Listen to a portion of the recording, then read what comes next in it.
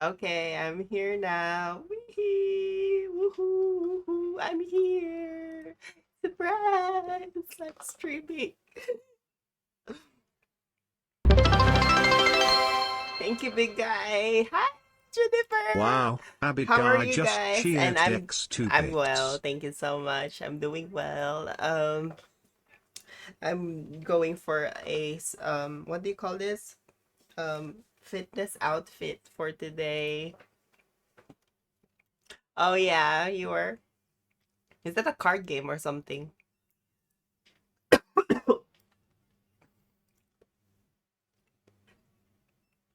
Yeah.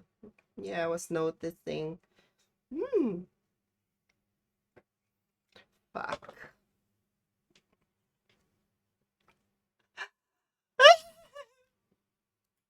What are you saying? Wait. Okay, I'll just change it to one squat.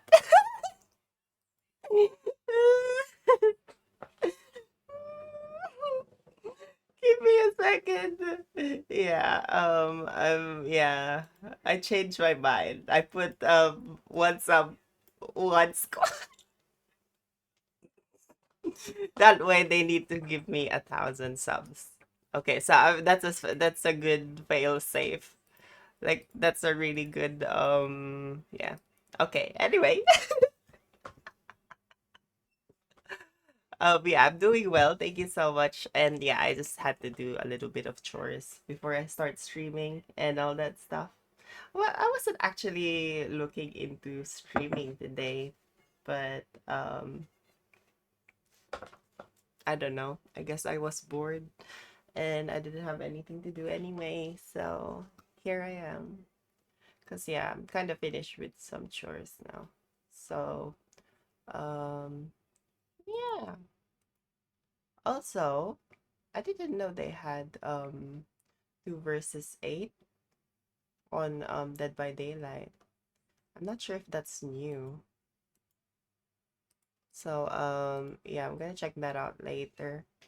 And yeah, as usual, I'm gonna go to the YouTube videos because I got something to show. It's actually a little bit funny. But yeah, I'll show it off. Give me a second. Days can lower your risk of developing. Oh my God, why did it play there without? Forget early morning exercise. Sleeping in on the weekend could save your life. A decades long study has found catching up on sleep on Saturdays and Sundays can lower your risk of developing heart disease by almost 20%. For so long, we have been told that sleeping on the weekend isn't so good for us. But this new research really I always sleep in. I mean, we don't sleep like we sleep in the afternoon. We take a nap. So, debunks that. Almost 100,000. I mean, honestly, even going out is so exhausting. I mean, for me, that's for me. Going out is so exhausting. Like, I'm realizing that my social battery is a little bit People aged between 40 having a and little bit of 69 were issues studied. there. Participants who compensated for lost weekday hours were much less likely to develop conditions like heart failure and stroke. Sleep is so important. It lowers your blood pressure, it reduces your appetite, it puts up your energy levels, and it helps you recover from exercise. The results were even more pronounced in those who regularly experience bad sleep. People who are getting bad sleep during the week are probably having some particular life trigger that's making it hard for them to sleep. And that might be managing kids, or it might be working late. All of those stresses, they're bad for us. Sleep experts say while a weekend lie-in is great, it's not a replacement for a consistent 7 to 9 hours each night. Irregular sleep creates a phenomenon known as social jet lag, which can compromise your overall health. It upsets our circadian rhythm, and our body just loves rhythm. Bethan Yeoman, 7 News.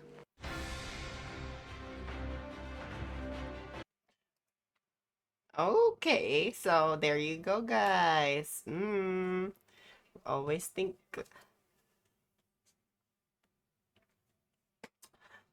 Take a nap instead of going to the gym.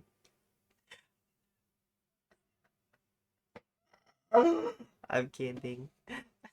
I'm sorry. I'm seeing a lot of Filipino politics on my on my thing because yeah, I've been watching a few of them lately, and actually, I was yeah. I was gonna show you something. It's an English one, but it doesn't seem to be there anymore.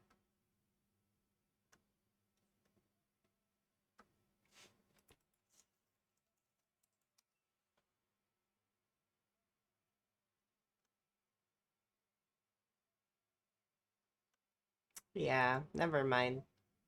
I bet it's irrelevant anyway.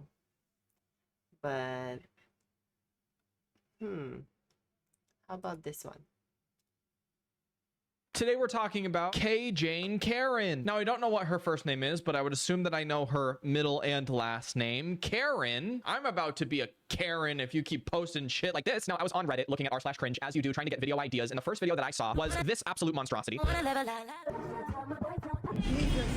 And thus he is. Jesus is watching you.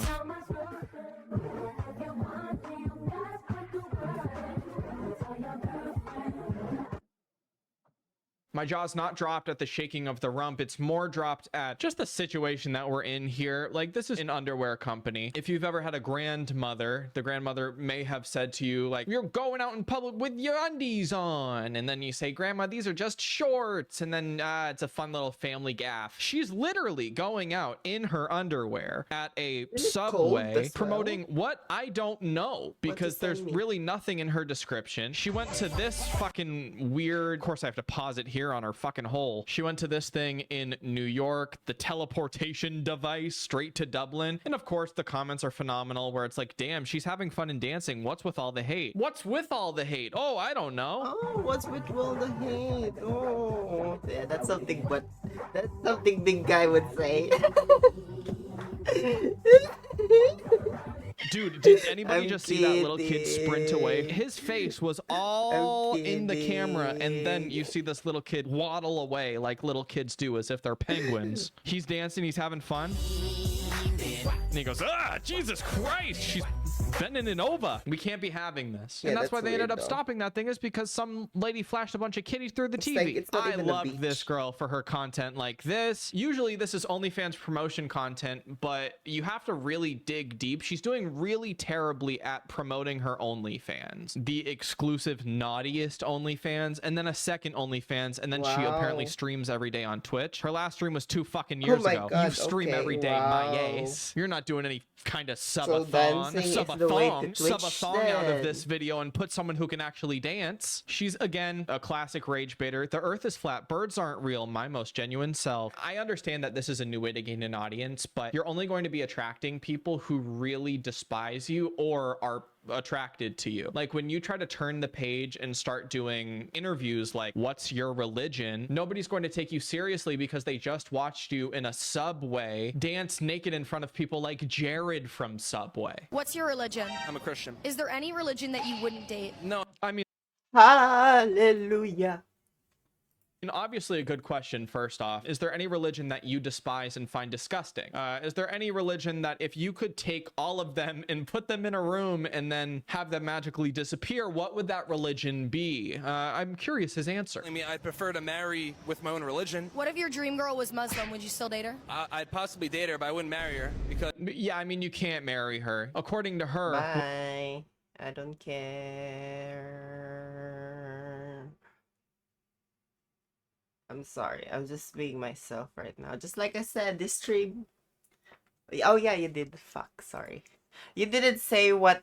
You didn't say what. Okay, so you really don't want to say what it is.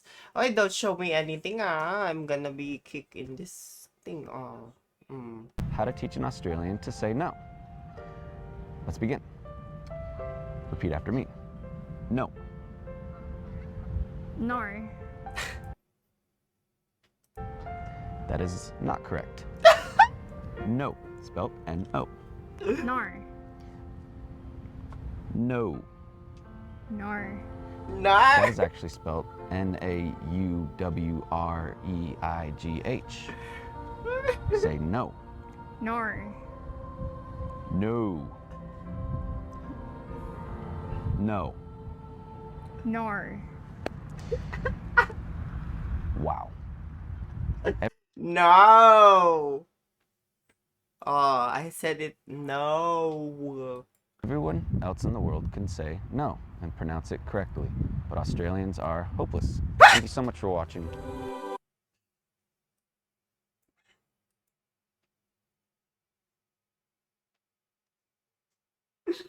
That is so You're a cunt. weird.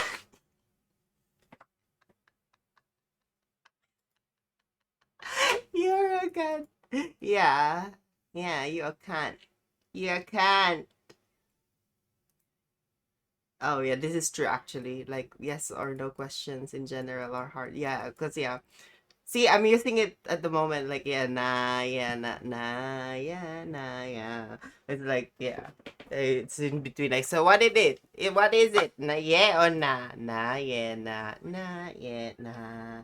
It's they love the ease. They love it easy. They love saying words easy. You know, like Macca's for McDonald's. Um,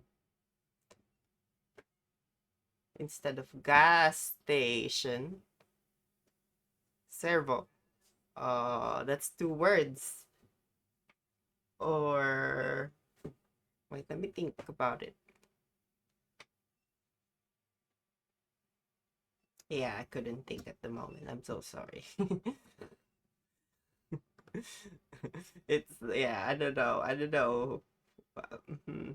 I've been I've been like really yeah, I've been lacking sleep lately, I'm not gonna lie. A chilling message on social media has forced an elite Bayside school into lockdown. St Bede's students were told to hide under their desks after teachers were threatened with a handgun. A series of alarming posts forced elite boys' school St Bede's into lockdown. I think it's so distressing for everybody. The image shows a Glock pistol or replica with the message, "I'm unloading mags on my teacher." Very concerning. Very. In a second post circulated among Bayside school students, "We'll be shooting my teacher tomorrow." I think it's a scary situation for anyone. Police were alerted around midnight. By 8:30 a.m, the Mentone campus was forced into lockdown. Children told to hide in classrooms and under desks. Detectives spent around an hour at St Bede's this morning working with school staff. That was all they needed to confirm the danger had passed, giving the principal the all clear to reopen its gates. We've had about 10 police on site who have been Yeah, I wouldn't absolutely wanna go to amazing with school what they've after done, that. Fuck but that. very, very proud of our community in the way that they've responded. Classes quickly returned to normal, but students were given the option of going home. I just got a call from my daughter. Could I pick him up because he was a bit distressed? If people Yeah, felt more that would comfortable being yeah, together again at that point, exactly. more than happy to support that. Staff, on the other hand, I think it's mixed. I think we're relieved that we've come out okay at the end. We've been told it's not somebody connected with St Bede's community. some members I just want to say that that's similar to like having like living a normal life then suddenly having like war. It's kind of similar to that like it's not similar but the feeling you're gonna feel is obviously similar as to those people who encounter those sort of experiences. Yeah, you'll probably be shocked then you'll go through the process of like Members of the school community have told 7 News they believe the person is a former student. This is the big problem with social media. There's no filter of it, is there? Anything can go out. Tyra Stowers, 7 News. oh, which part of that? Which Bayside? Yeah, I don't know where that is. St. Bede's.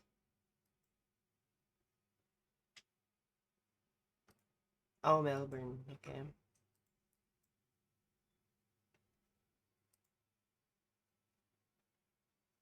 Oh. Oh.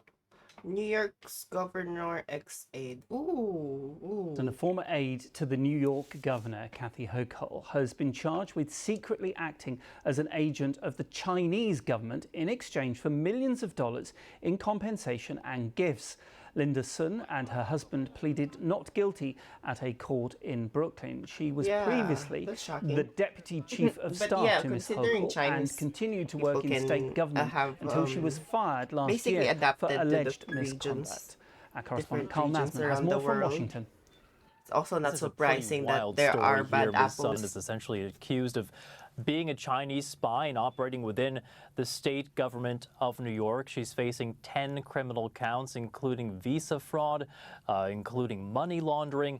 How did she get caught, though? Say that a lot of her alleged activity within the state government really relates to Taiwan. So they say that she was changing documents, changing speeches to eliminate references to Taiwan in terms of what the governor was with the actually government? saying. She allegedly canceled meetings between the then president of Taiwan and the then governor of New York, Andrew Cuomo. So it's possible that a Chinese spy had access to some pretty high-level dealings, some pretty important foreign policy when it comes to one of the most important states in the country. So this was a lucrative business, allegedly, multi-million-dollar homes that the FBI raided, a Ferrari involved here, but really one of the most interesting details in this indictment is that the kickbacks also included a delicacy, a dish called Nanjing salted duck. This is a regional specialty in China, and apparently prosecutors say that she was given 16 meals. I mean, I'm not saying all of Chinese salted people duck. are These were bad. I'm just delivered, saying, like,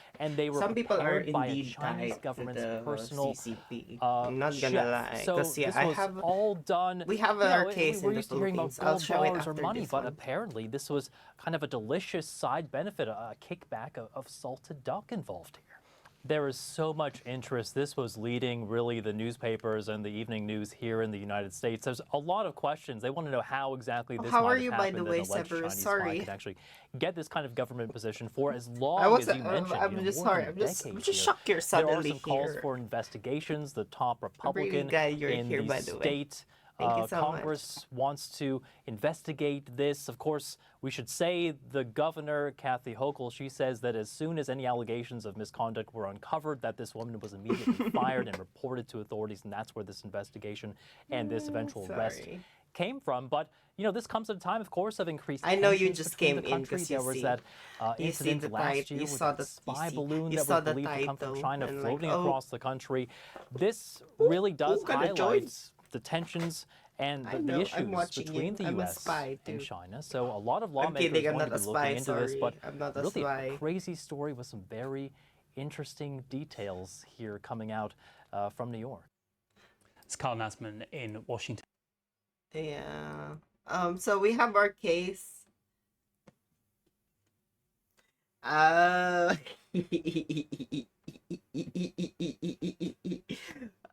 Well, if you sub, I'd squat 1. So sorry, you can squat for free. Don't worry, you can squat for free. Don't worry, I won't stop you. But yeah. Okay, I guess I'll try putting it back to 10.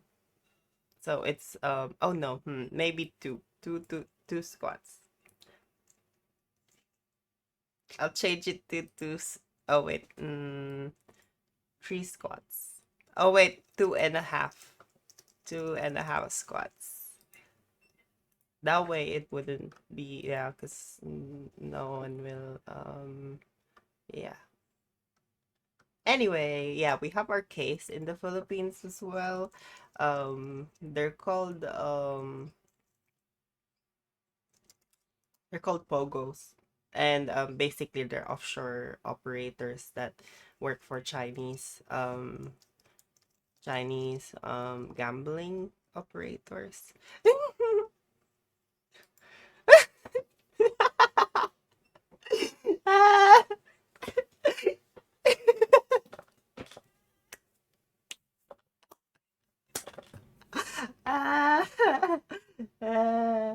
Oh, thank you, Severs. I appreciate you. Thank you, Seb. I'll call you Seb because I'm lazy. But yeah, it's called Pogos, and well, one of the people who was being investigated for it, who has been indicted, Alice Guo, her name. She was a mayor, so she was able to get that position, and there were a lot of discrepancies with what she's saying. Um, Shit, I need something English so I don't have to like translate and talk. Yeah, Sev would be easier. Honestly, it's much more convenient. Sorry, it's showing all but yeah, it turned into this whole this basically she was able to infiltrate the Philippine government like on the very so there are three. So as far as I'm concerned,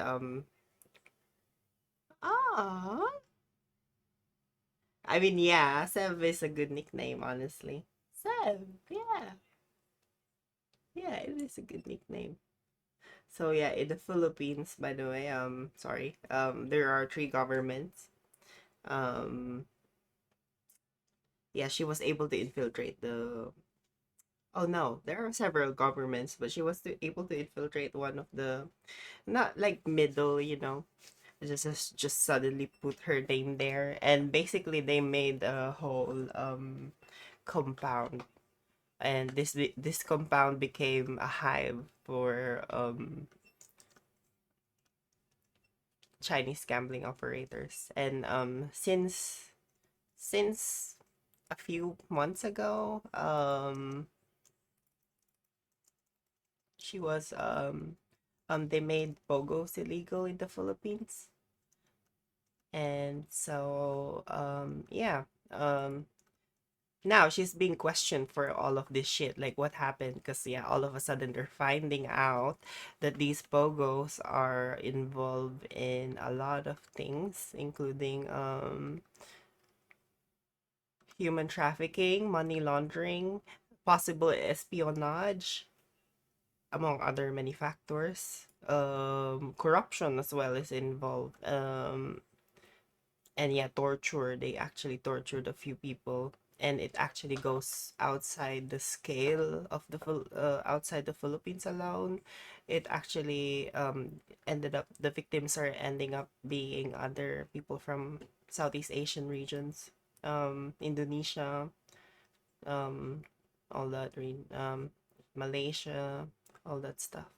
So it's also, so as you can see, there are like, you can see there's this thread that links it to other things, because the same thing is happening to other parts of Southeast Asia, as particularly in the parts of Myanmar, where there's an ongoing coup and all that stuff. Sorry, I'm just looking for the video. But yeah, she was finally caught about it, and I didn't find any English one. She was caught in Indonesia, and yeah, they're gonna be asking a couple of questions about it within the next few oh, okay, give me a second. Apparently okay, this is in Palit-ulo naman ang iling ng sorry, this is in Filipino, but it said Indonesia is asking for something in exchange for guo, but it's from an Indonesian website, so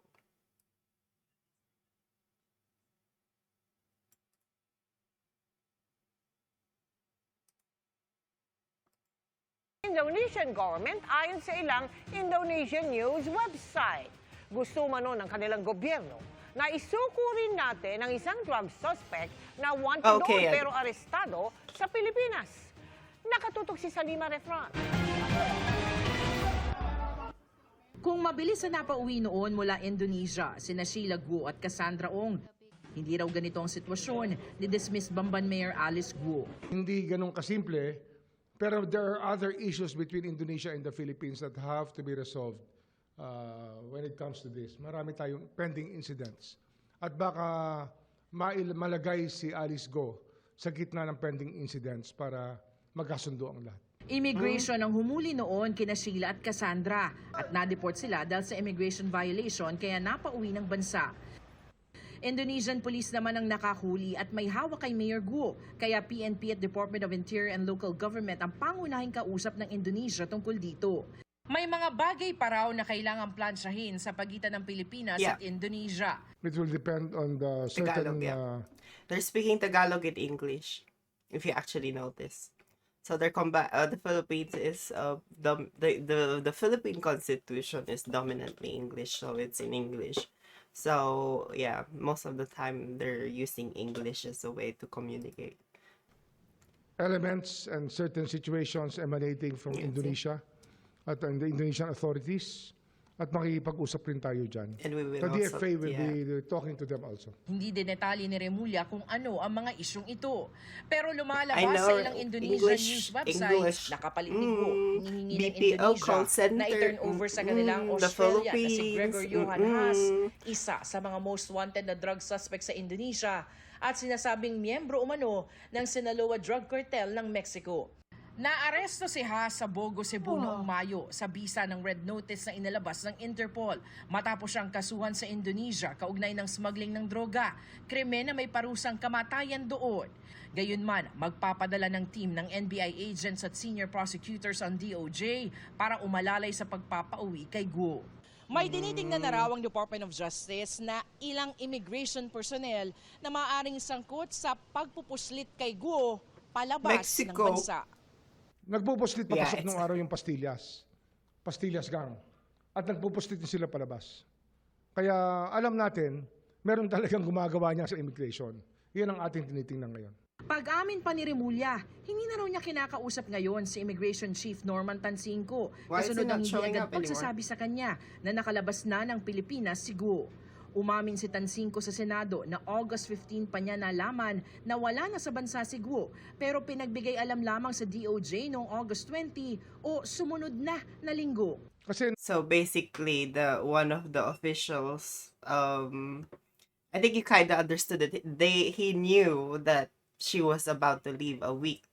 It took him a week to notify the government, which is the DOJ, Department of Justice. That's what it's called. I think it's the same way in the US. I think it's the same in the US, DOJ. But yeah, it took him a week. So there we go. We're seeing corruption.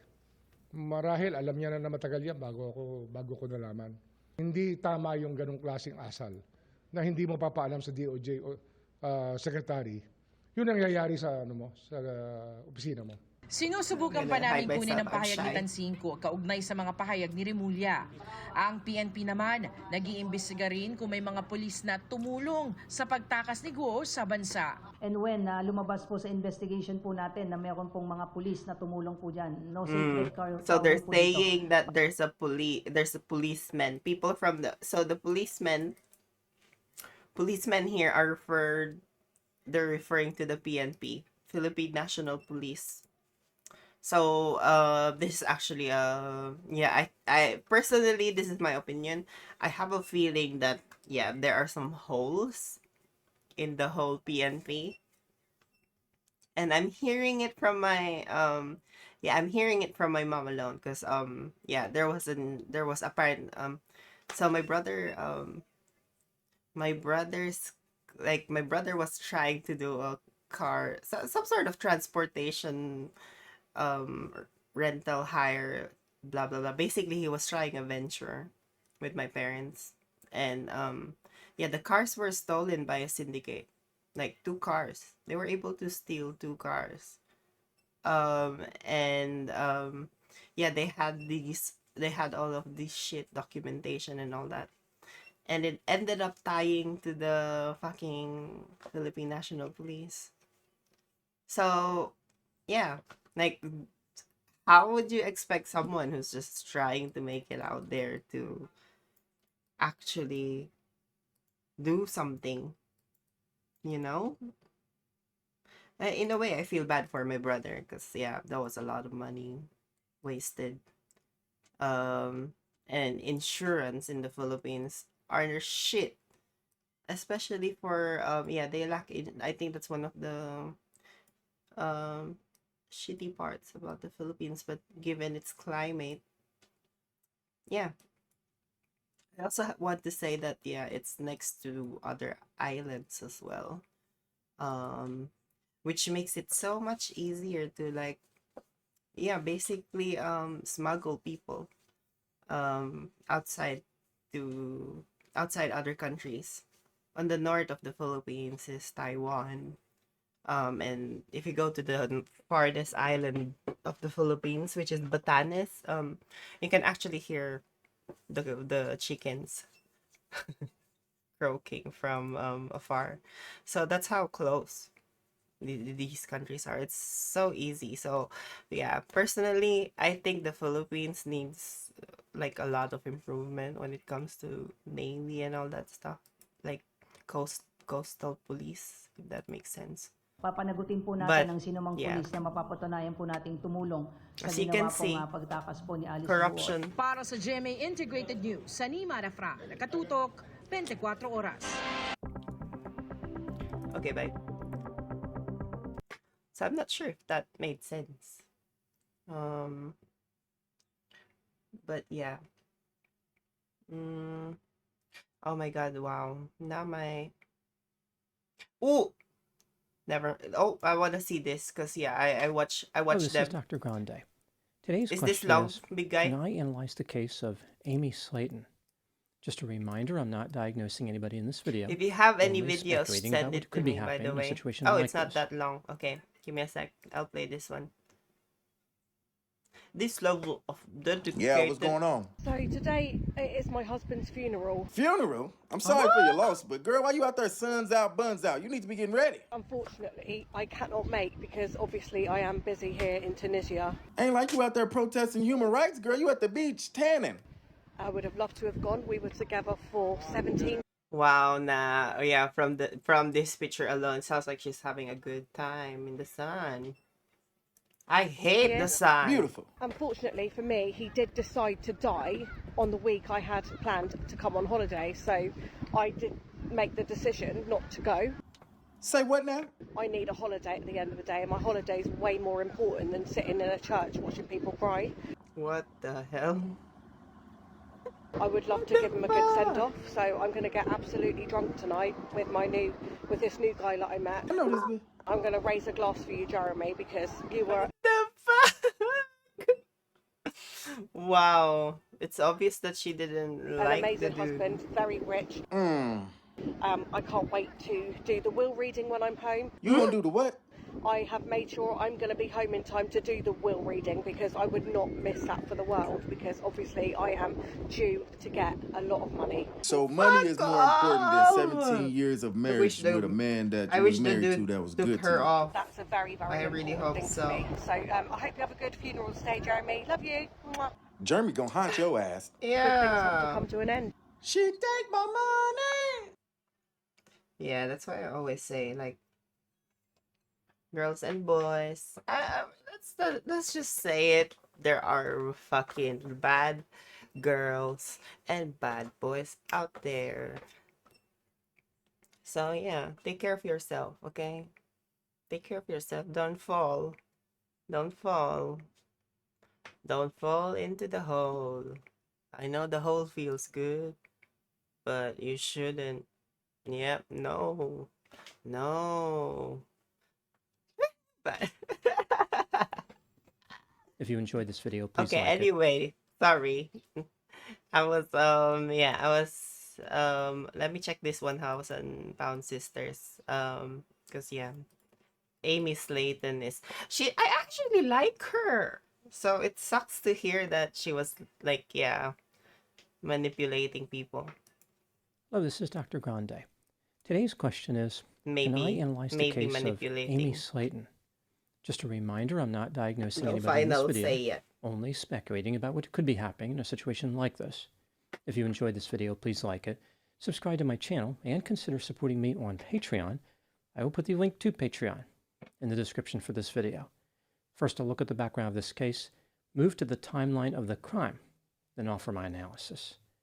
Amy Slayton was born on October 28, 1987. Yeah, because she always and lived changes in her Dixon, hair. I like Kentucky. her hair too. This small town is about 2.5 hours west of Louisville. I'm sorry, it's because she was always raised by dyes her it. parents, Frank and Darlene. Amy has 4 siblings, including I an could older do that. sister named Tammy. I'm too lazy Both for Amy that. and Tammy were unable or unwilling to regulate their consumption of food. This appeared to be a struggle for some of their other family members as well. Amy and Tammy both started their own YouTube channels featuring stories, makeup tutorials, and various challenges. Eventually, Amy's channel exceeded 500,000 subscribers, and Tammy's channel I'm one of those. exceeded 150,000 subscribers. I'm also one of In those. 2017, Oh my gosh. Amy eloped with a man named Michael Halterman. Yeah, In 2019, and she they lost had a weight second and wedding. they had a baby. By this time, the network TLC was filming the lives of Amy and Tammy for a reality television show called 1,000 Pound Sisters. The first episode was released in January 2020. The title of the show came from the combined weight of the sisters. Amy weighed over 400 pounds at this time. Tammy weighed over 600 pounds. In my opinion, Half-Ton Sisters would have been a much better show title than 1,000 Pound Sisters. This Okay, stuff Dr. fits with the Ted. theme that the I was idea gonna for say the show Dr. itself Ted, is but yeah. half-baked. Okay, It's like whoever was in Dr. charge of show Todd. titles at TLC was dead weight. Despite the less than stellar title, the show 1,000 Pound Sisters crushed the competition under the weight of its success. At the time I'm making this video, it has continued for 5 agonizing seasons. In the first season, I the watched sisters them both lived sometimes. in the same house, along with Amy's husband, Michael. They contemplated their weight loss journey, which included But I enjoyed her watching her though. But I know that it's all like production camera. But like she actually, yeah, she's the one who had a lot of improvement. But I can see now how they may have made her sister a little bit like, she was like, it was like a bad girl, good girl sort of thing, where she wanted the change because she wanted a baby. The other one didn't want anything really. She's figuring herself out. It's that sort of story. And yeah, unfortunately, it can seem like, yeah, it's orchestrated, obviously. Yeah, you haven't seen them. Yeah, I watch them a lot, even though their content is a little bit prospect of undergoing but bariatric surgery. I like them. There were but discussions yeah, about extremely serious I haven't medical heard from problems, them, intense actually, family so drama, and sometimes while. unrealistic dreams about the future. At the end of season 1, Oh, okay. Amy qualified for the bariatric surgery by losing the required amount of weight, but Tammy did not qualify. Amy had the surgery and started to lose weight. In November 2020, Yeah, she Amy and did Michael lose had a weight. son. Everything seemed to be going well for Yeah, Amy. see? Starting a family was one of her dreams. Tammy, on the other hand, was not doing as well. She almost died a couple of times Yeah, she had as her a weight increased to over 700 pounds by early 2022. In July 2022, Amy and Michael had a second son. Around the same time, Tammy managed to get down to 550 pounds, which was the goal weight to be approved for surgery. She had the surgery and survived. In November 2022, Tammy married a man named Caleb Willingham. However, he died less than a year later on June 30, 2023. On September 20, 2023, Amy and Michael divorced. Michael requested a restraining order I think to I've heard keep of Amy them. 500 feet away from him. Keeping away from Michael did not appear to be difficult for Amy. She quickly found a new lover named Tony. After they broke up, she found another lover named Kevin.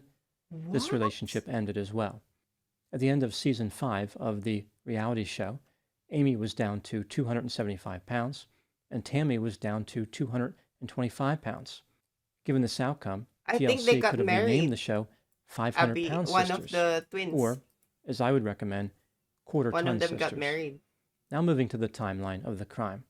On Monday, September 2, 2024, Amy Slayton was at the Tennessee Safari Park on Conley Road in Alamo, Tennessee. This small town is about 1.5 hours northeast of Memphis. The safari park features a 7.5-mile drive-through safari and a 20-acre walk-through zoo.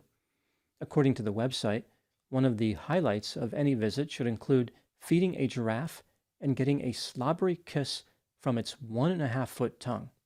The attraction, of course, contains many other animals which have varying tongue lengths. Many of these creatures appear to be highly interested in motor vehicles, or at least the food possessed by the vehicle's occupants. Most days at the safari park are probably uneventful, but this one was not. Police officers responded to a call about a guest being bitten by a camel.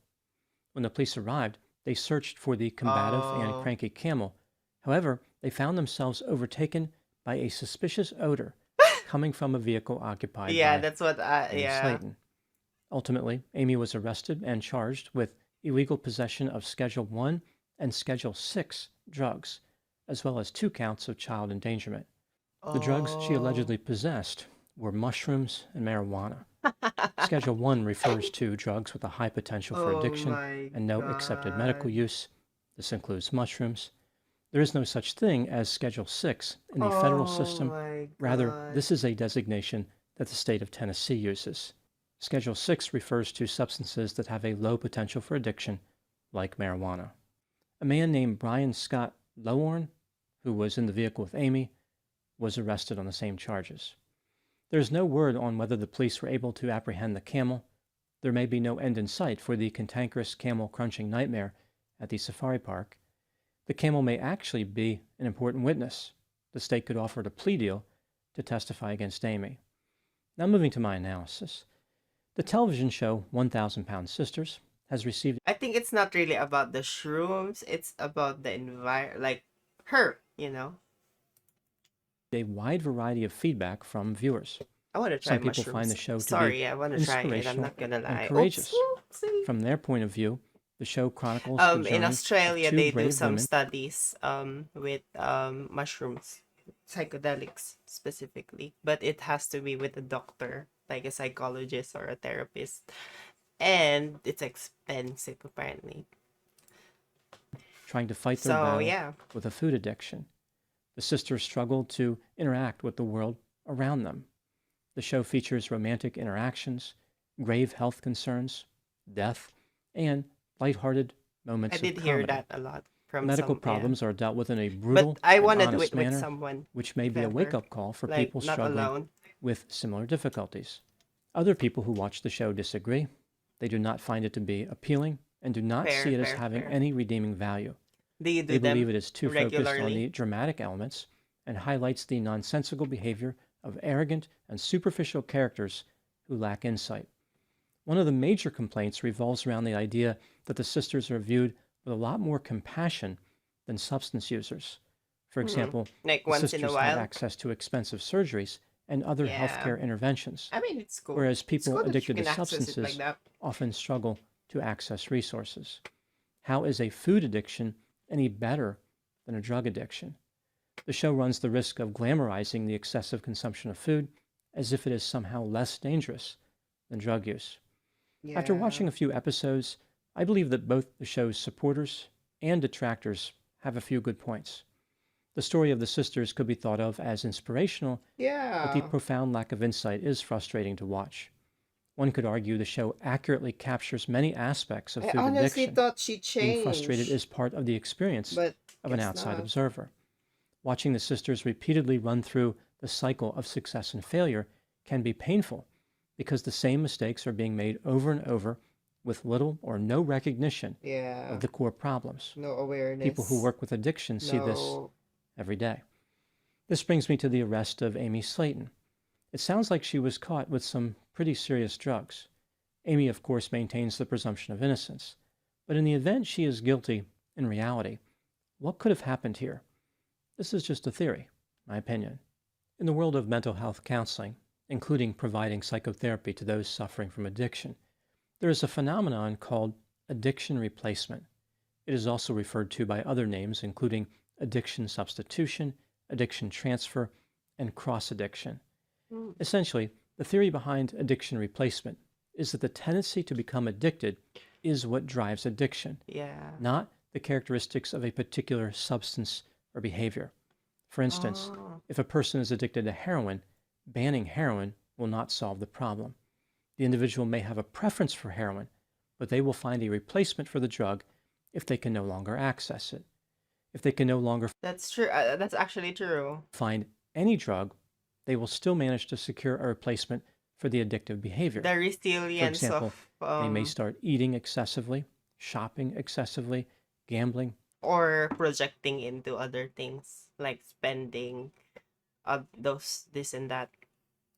At the same time, there could be I honestly think there could be other factors as well.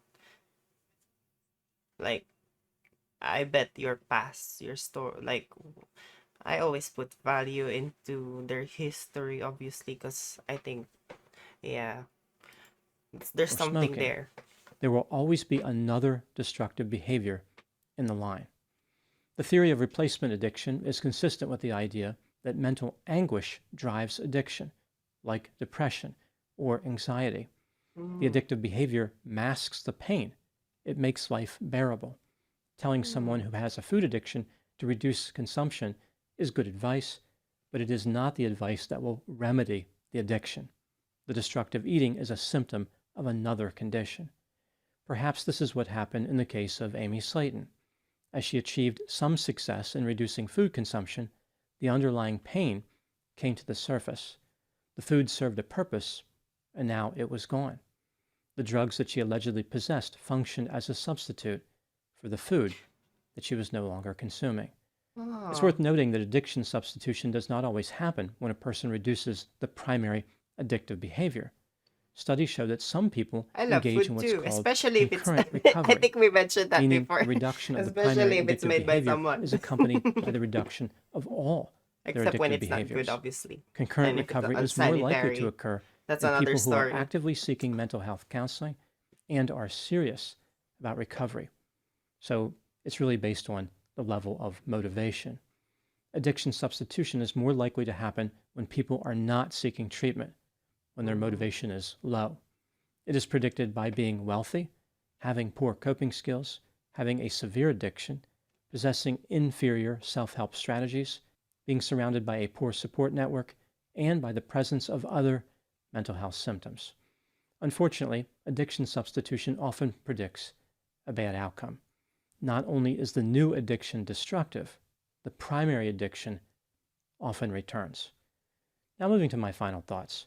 TLC has not yet announced whether there will be a 6th season of 1,000 Pound Sisters, but I think it's Yeah, likely to I love return. my sister making me Some food people wonder how sometimes. Amy's arrest could affect the show. But obviously, the best way she could make me food is at the Korean barbecue. And speaking of, I went to a Korean barbecue a few days ago. So that was shit though. The network give up Did on not the enjoy project. it. For some reality stars, an arrest like this would mean big trouble. But this type of series thrives Also, I'm on gonna disaster. I imagine that being arrested actually tips the scales in favor of the show returning. Amy may have actually saved the show through her alleged camel-alerted drug possession activity. It wasn't the straw that broke the camel's back.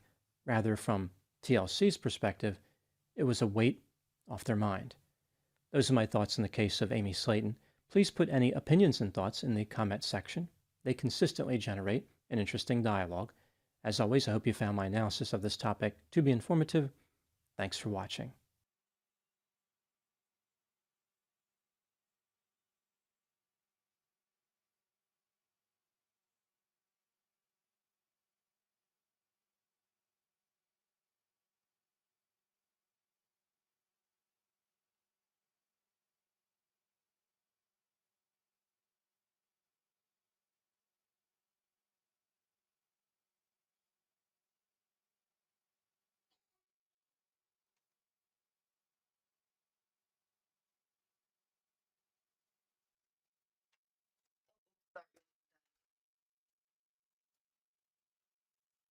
I'm back from peeing.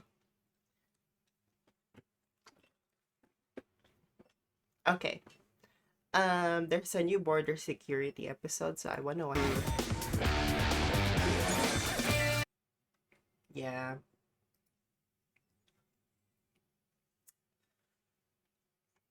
I guess, yeah, because just don't poop on the natural forests. I don't know if that made sense, but yeah.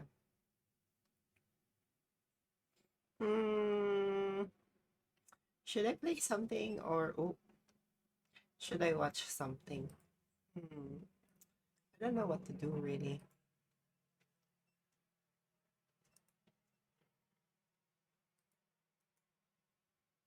Maybe I should.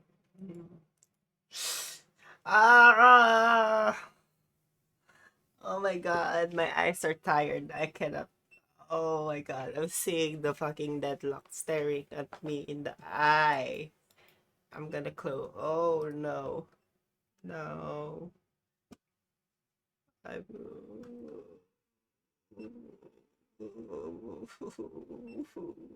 Okay, let's watch this one. This looks interesting. This is the Puente Hills landfill outside Los Angeles, California. The first truckload of trash was dumped here in 1957, and the trucks just kept coming for more than 5 decades. If you threw something away in LA County, there's a good chance it's buried somewhere in this mountain of waste. At its peak, Puente Hills was accepting around 4 million tons of trash every year, making it one of the largest landfills in the country. It closed in 2013, creating a time capsule of everyday life and consumption patterns over the span of 56 years. But Puente Hills is also a time capsule of landfill engineering itself. In 1976, right in the middle of its lifespan, sweeping federal regulations changed how we deal with solid waste forever.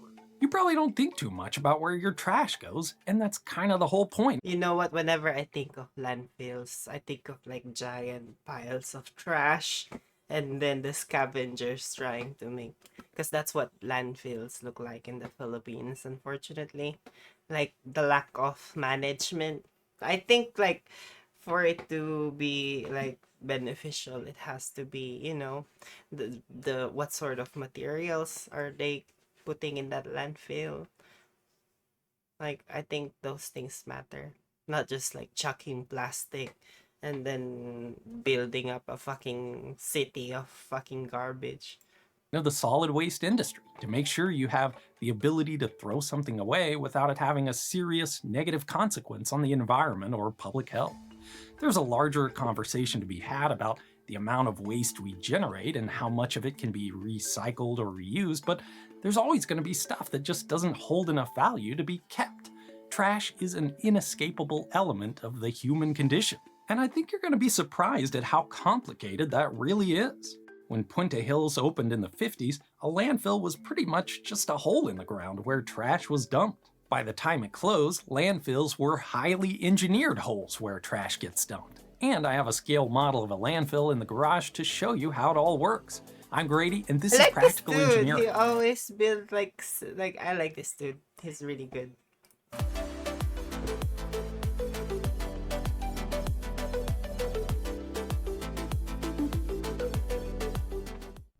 Sorry. There are lots of kinds of waste in this crazy world, but one of the biggest sources is just you and me throwing stuff in the trash. The technical term is municipal solid waste, since its collection is usually coordinated at the city level.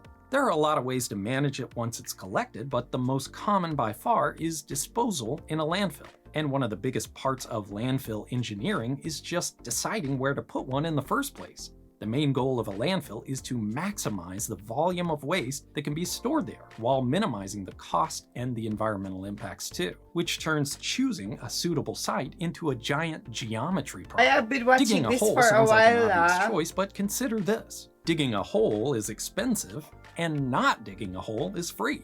There are costs of excavating tons and tons of soil just to get it out of the way so it can be replaced with trash, and costs of hauling away all that soil, since your goal is to maximize the volume on the site. Plus, you have to avoid the water table, any unsuitable geology, and the challenges of building and working deep below the surface of the earth. That's why landfills mostly build up into what sanitation professionals call the airspace. Looking upward, it may seem the sky is the limit, but anyone who's built a tower of anything, let alone trash, knows better. The waste pile gets less stable as its height increases, requiring shallower slopes. And the pressures at the bottom go up too, which can lead to settlement and damage of facilities. Plus, there are visual impacts.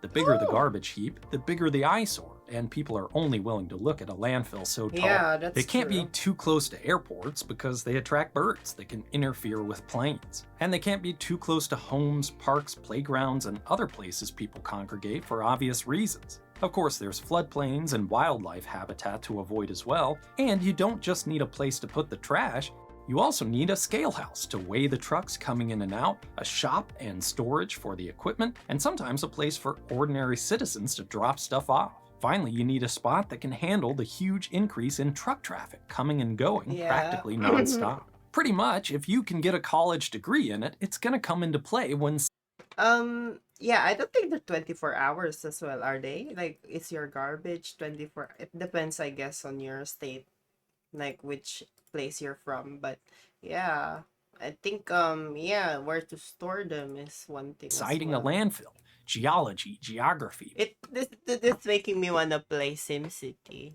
politics, yeah, that's the thing archaeology, in public SimCity. relations, biology, every kind of engineering, and a lot more. But once you have your landfill, you can't just start dumping trash.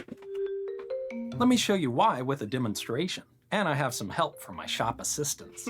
I have my hole dug, and we'll start adding some trash. That's so, So far, cute. no That's major so smart. That's actually a smart way. Oh my god, problems. to teach But eventually, about. it's gonna rain. And you can immediately see the issue. Granted, this is more of a flood than a drizzle, but it gets the point across. All that water is gonna filter through the garbage to the bottom of the hole and eventually into the underlying soil. It might go without saying, but I'm gonna say it anyway. We really don't want garbage juice percolating into our soils. True. Mainly because it can contaminate sources of groundwater, but also because it can migrate well beyond the limits of the Yeah, landfill, incineration. causing That's all another sorts of option they use, environmental right? troubles. For So the- modern yeah. landfills use a bottom liner to keep I don't waste know for the separate from the Philippines why underlying won't soils. I Often think this that the consists of a Philippines should, thick sheet of look plastic, into that. carefully tested we and only welded rely together usually into on an impermeable dams membrane. and Even the area between the gas and all plastic that welds stuff. is tested using air pressure to make sure there are no leaks. Another option is thick clay soil compacted to create a watertight layer. In many cases, the two options are combined, so you end up with this intricate structure of different impermeable layers stacked together. Maybe you still see a problem with the solution on its own. Now when it rains, the landfill just fills up with water. This causes issues with stability and settlement. It causes garbage to decompose more quickly, leading to odor and temperature problems. Plus, you just can't work on top. There's no way for trucks to unload trash on top of a garbage swamp. So we need a way to get the garbage juice out without letting it flow into the soil below. By the way, garbage juice is not a technical term. It's actually called leachate, so I'll use that from here on out. And Whatever. all Oh modern my God. landfills have sophisticated leachate collection systems to Leachate. keep the waste as dry as possible and avoid the issues I mentioned. Usually this consists of a system of perforated pipes covered in a layer of sand, draining to sumps and eventually leading out of the waste. I built a little leachate collection system in my model landfill using a small tube so you can see this in action. Now my clay bathtub has a drain.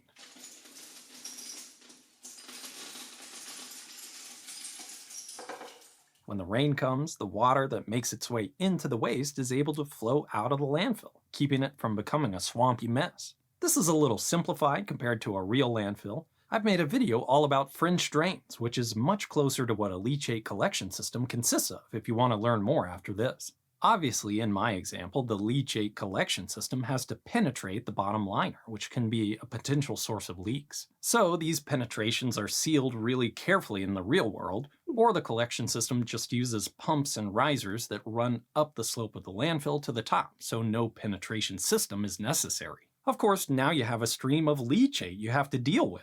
Actually, leachate management is one of the biggest costs of running a facility like this. Some landfills send it off to a treatment plant that can clean it up. Some have ways to treat it on site with settling ponds, evaporation, biological treatment, and even plants that can consume and convert landfill leachate into waste that's easier to dispose of, maybe even back into the landfill itself. Finally, the bottom of our landfill has all the necessary pieces, but the work doesn't stop there. Remember that volume is everything in a landfill. For as much effort that goes into finding a location and building the infrastructure, it's essential that we get the most trash in here as possible. You probably know this, but municipal garbage just isn't that dense. Maybe you've had to smash a few more bags in the can because you missed the collection one week. If so, you know there's usually a lot of room for densification. The trucks that collect garbage usually have a way to compact it to make more room in the box before needing to be emptied. But once the trash is at the landfill, there's still an opportunity for compaction. Landfills often use massive roller compactors with enormous teeth and giant blades to grade out and compress waste and get as much as possible into the site. It saves money and it's good stewardship of the space. But density isn't the only challenge with day-to-day operations. Despite what you've heard, landfills are kind of gross. I mean, that's their whole point, to accept the stuff we don't want to put anywhere else. But putting it all in one place creates... Sorry, I don't know why I had to do a lot of never problems. mind. Sorry. Pests, odors, windblown waste, fires, birds, and more. So to mitigate some of that, most places require that the garbage be covered up at the end of every day. This daily cover can take a lot of forms. The basic approach is just to put a layer of soil over the top of the working face at the end of the day. When I do this in the model, you get a sense of the problem.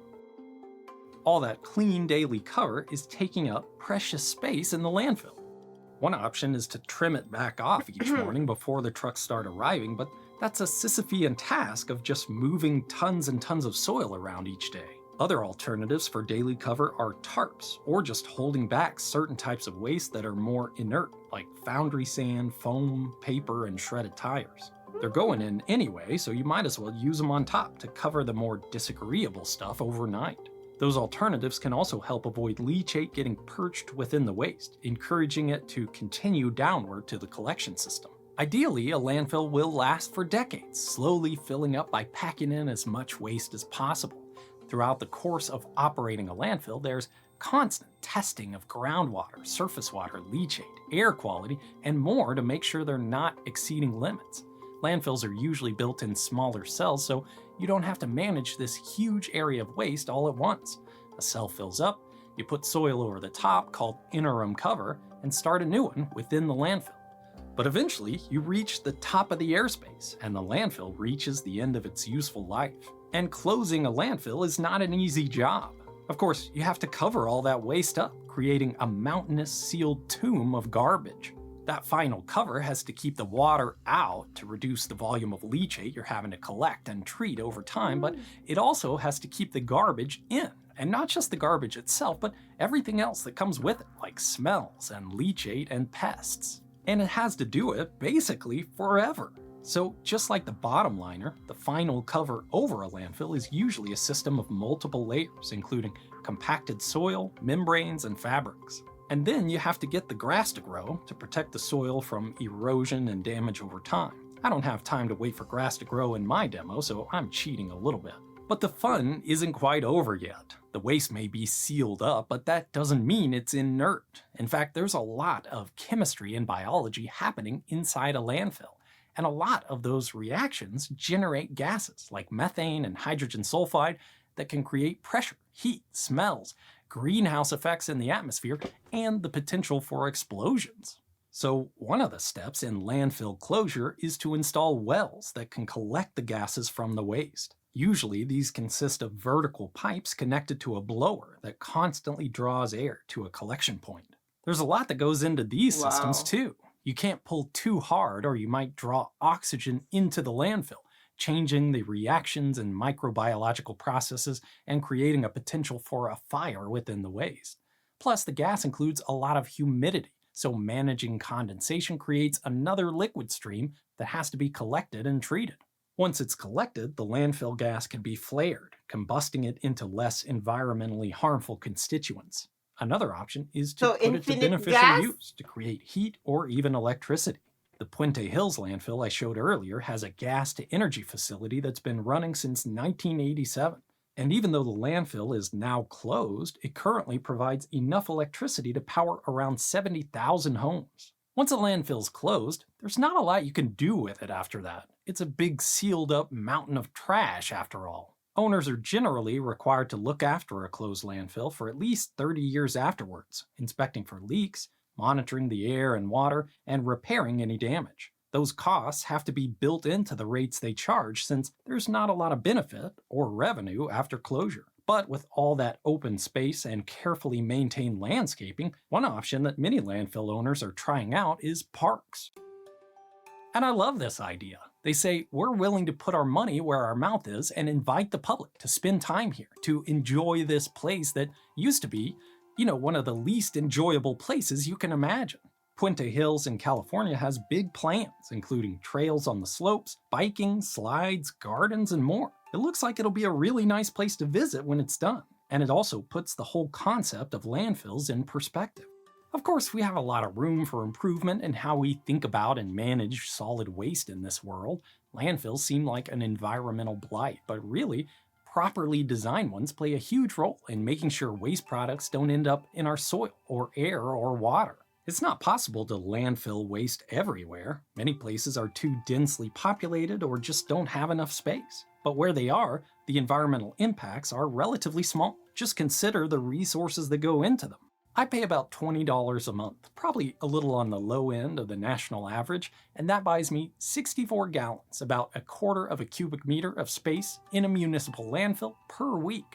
Of course, I don't fill the can every week, and that trash gets compacted, but still.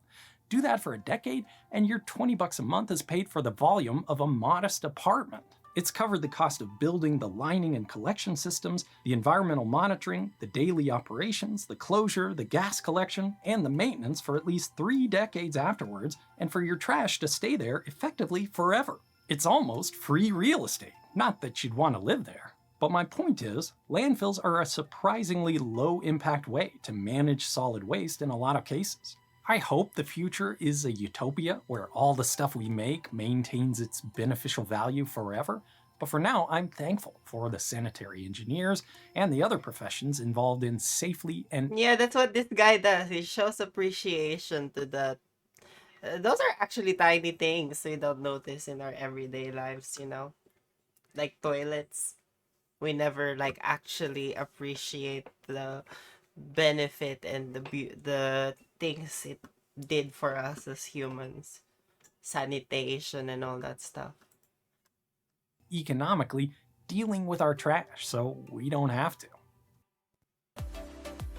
Okay, this is done now. You should check him out. And give him your money.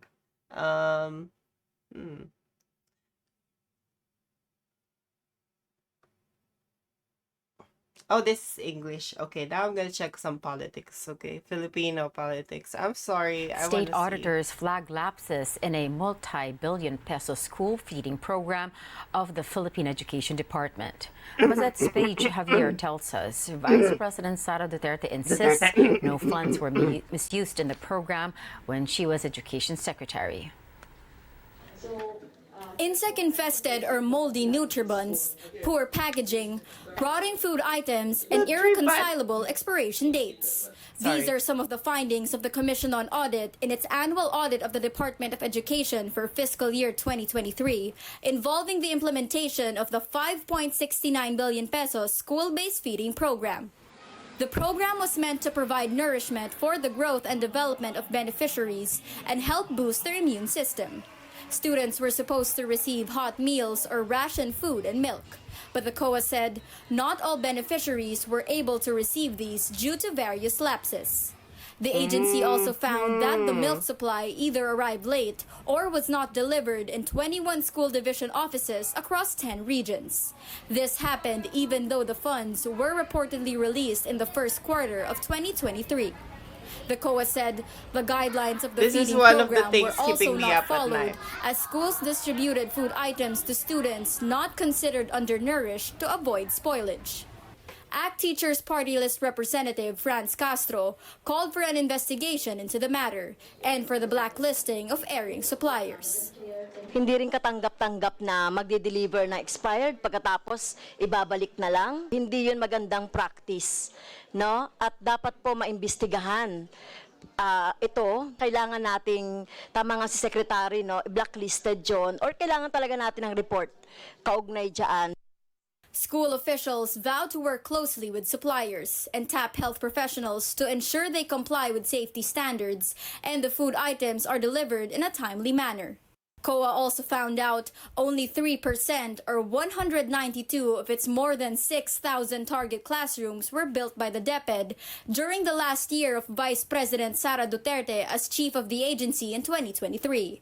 Of the targeted 7,550 classrooms to be repaired, only 208 were completed.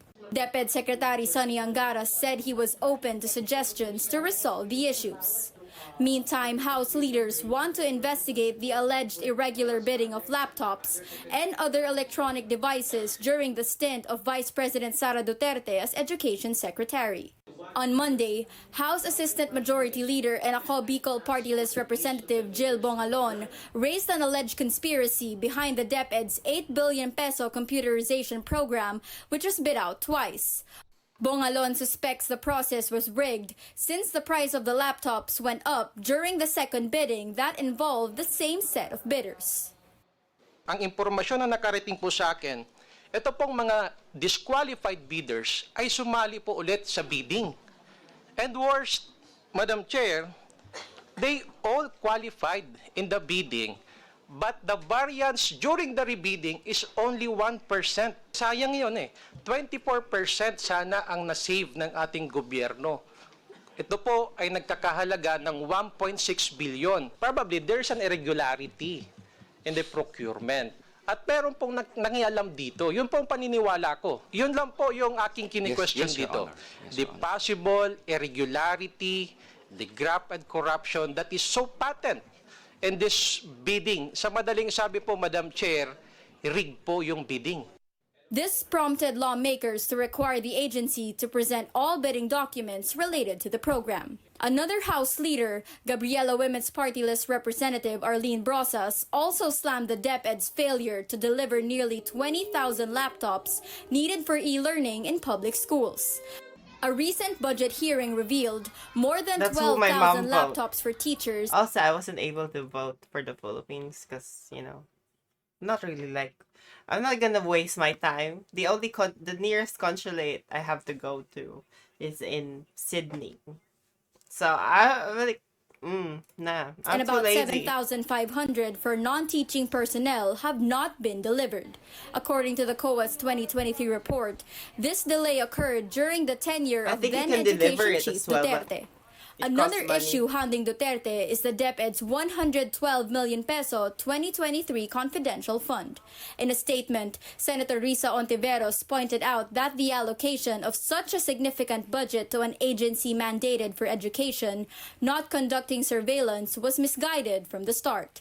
Ontiveros stressed the agency itself could not explain how the confidential funds were used, and the former secretary have evaded questions on the issue. The senator says this has only raised more doubts and questions about how the public funds were spent. The vice president meanwhile insists there was no misuse of any funds. Paige Javier, ABS-CBN News. Senator Sherwin Gatchalian wants to question how the country's law enforcement agencies use their intelligence funds. He says he will look into an apparent intelligence failure that enabled dismissed Mayor Alice Go to flee abroad despite a Senate order for her arrest.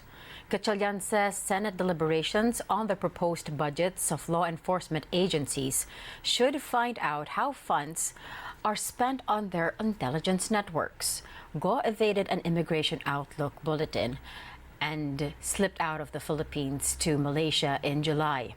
She is wanted on 87 counts of money laundering and for snubbing a Senate probe on her alleged links to illegal offshore gaming operators.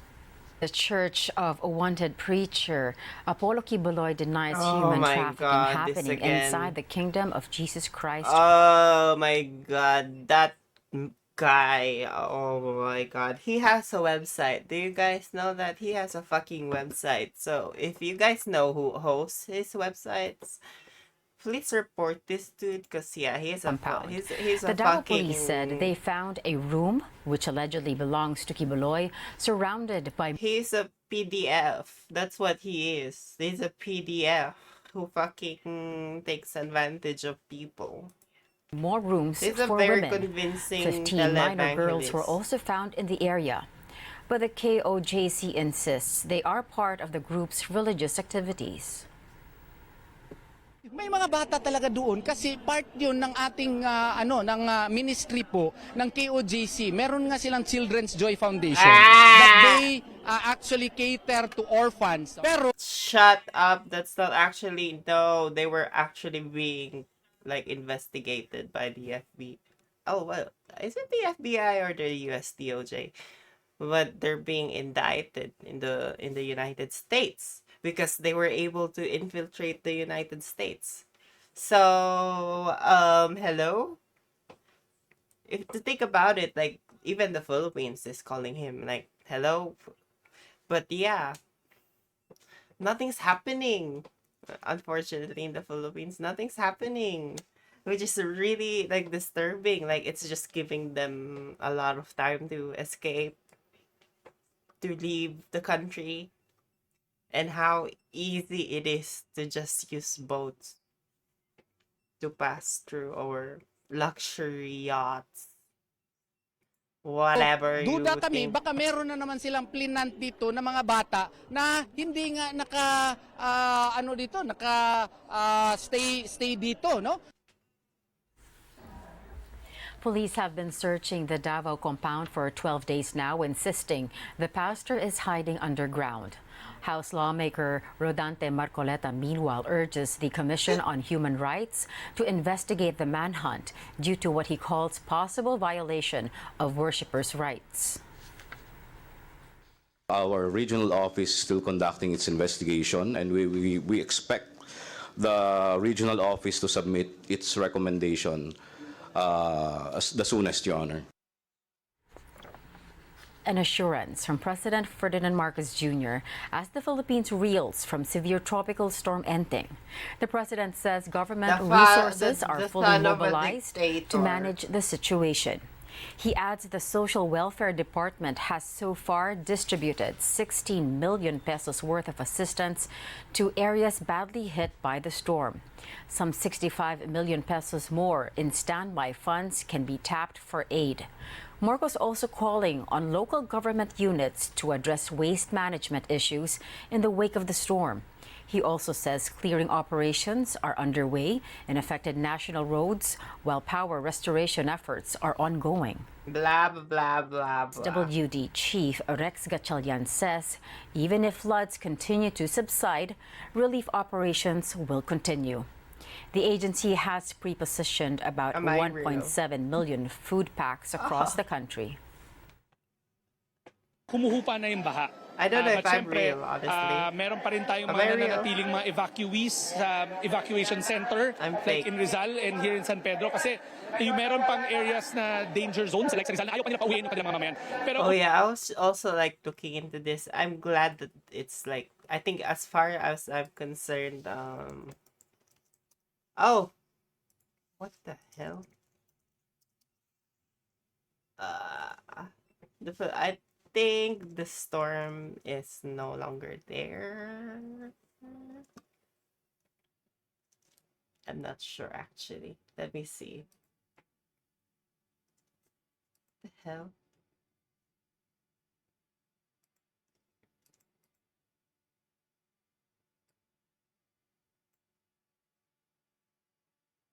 Okay. I'm not sure if it's that one.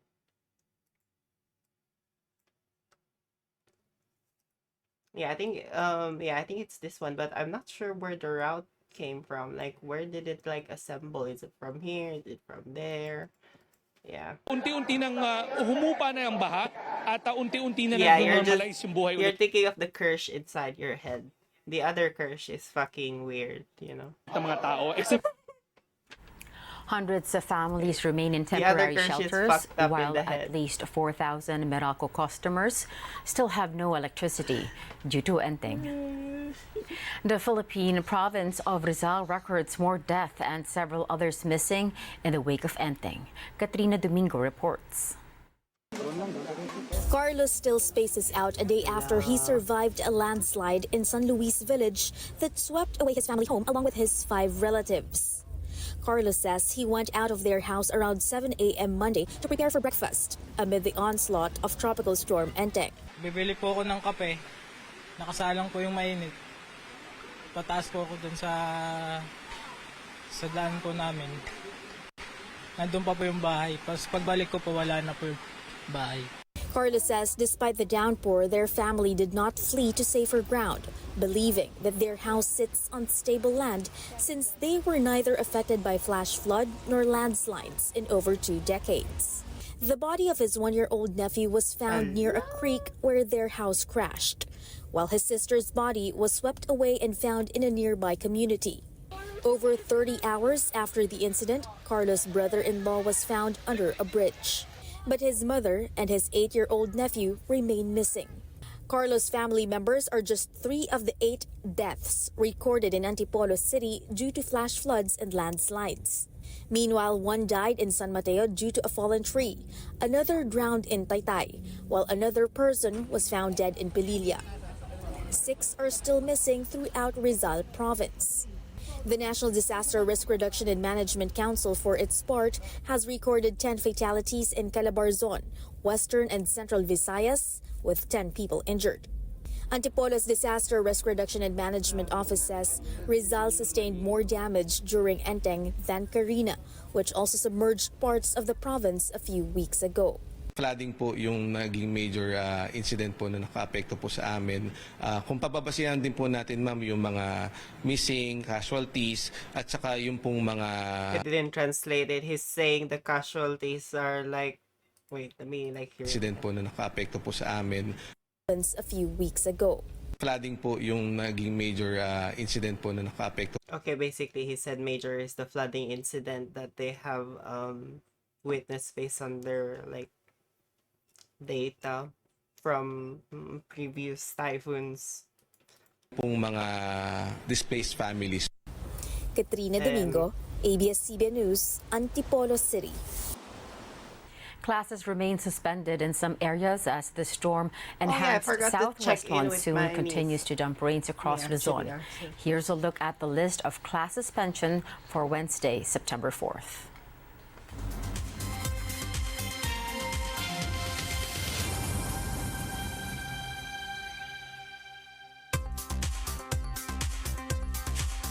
I think she had school.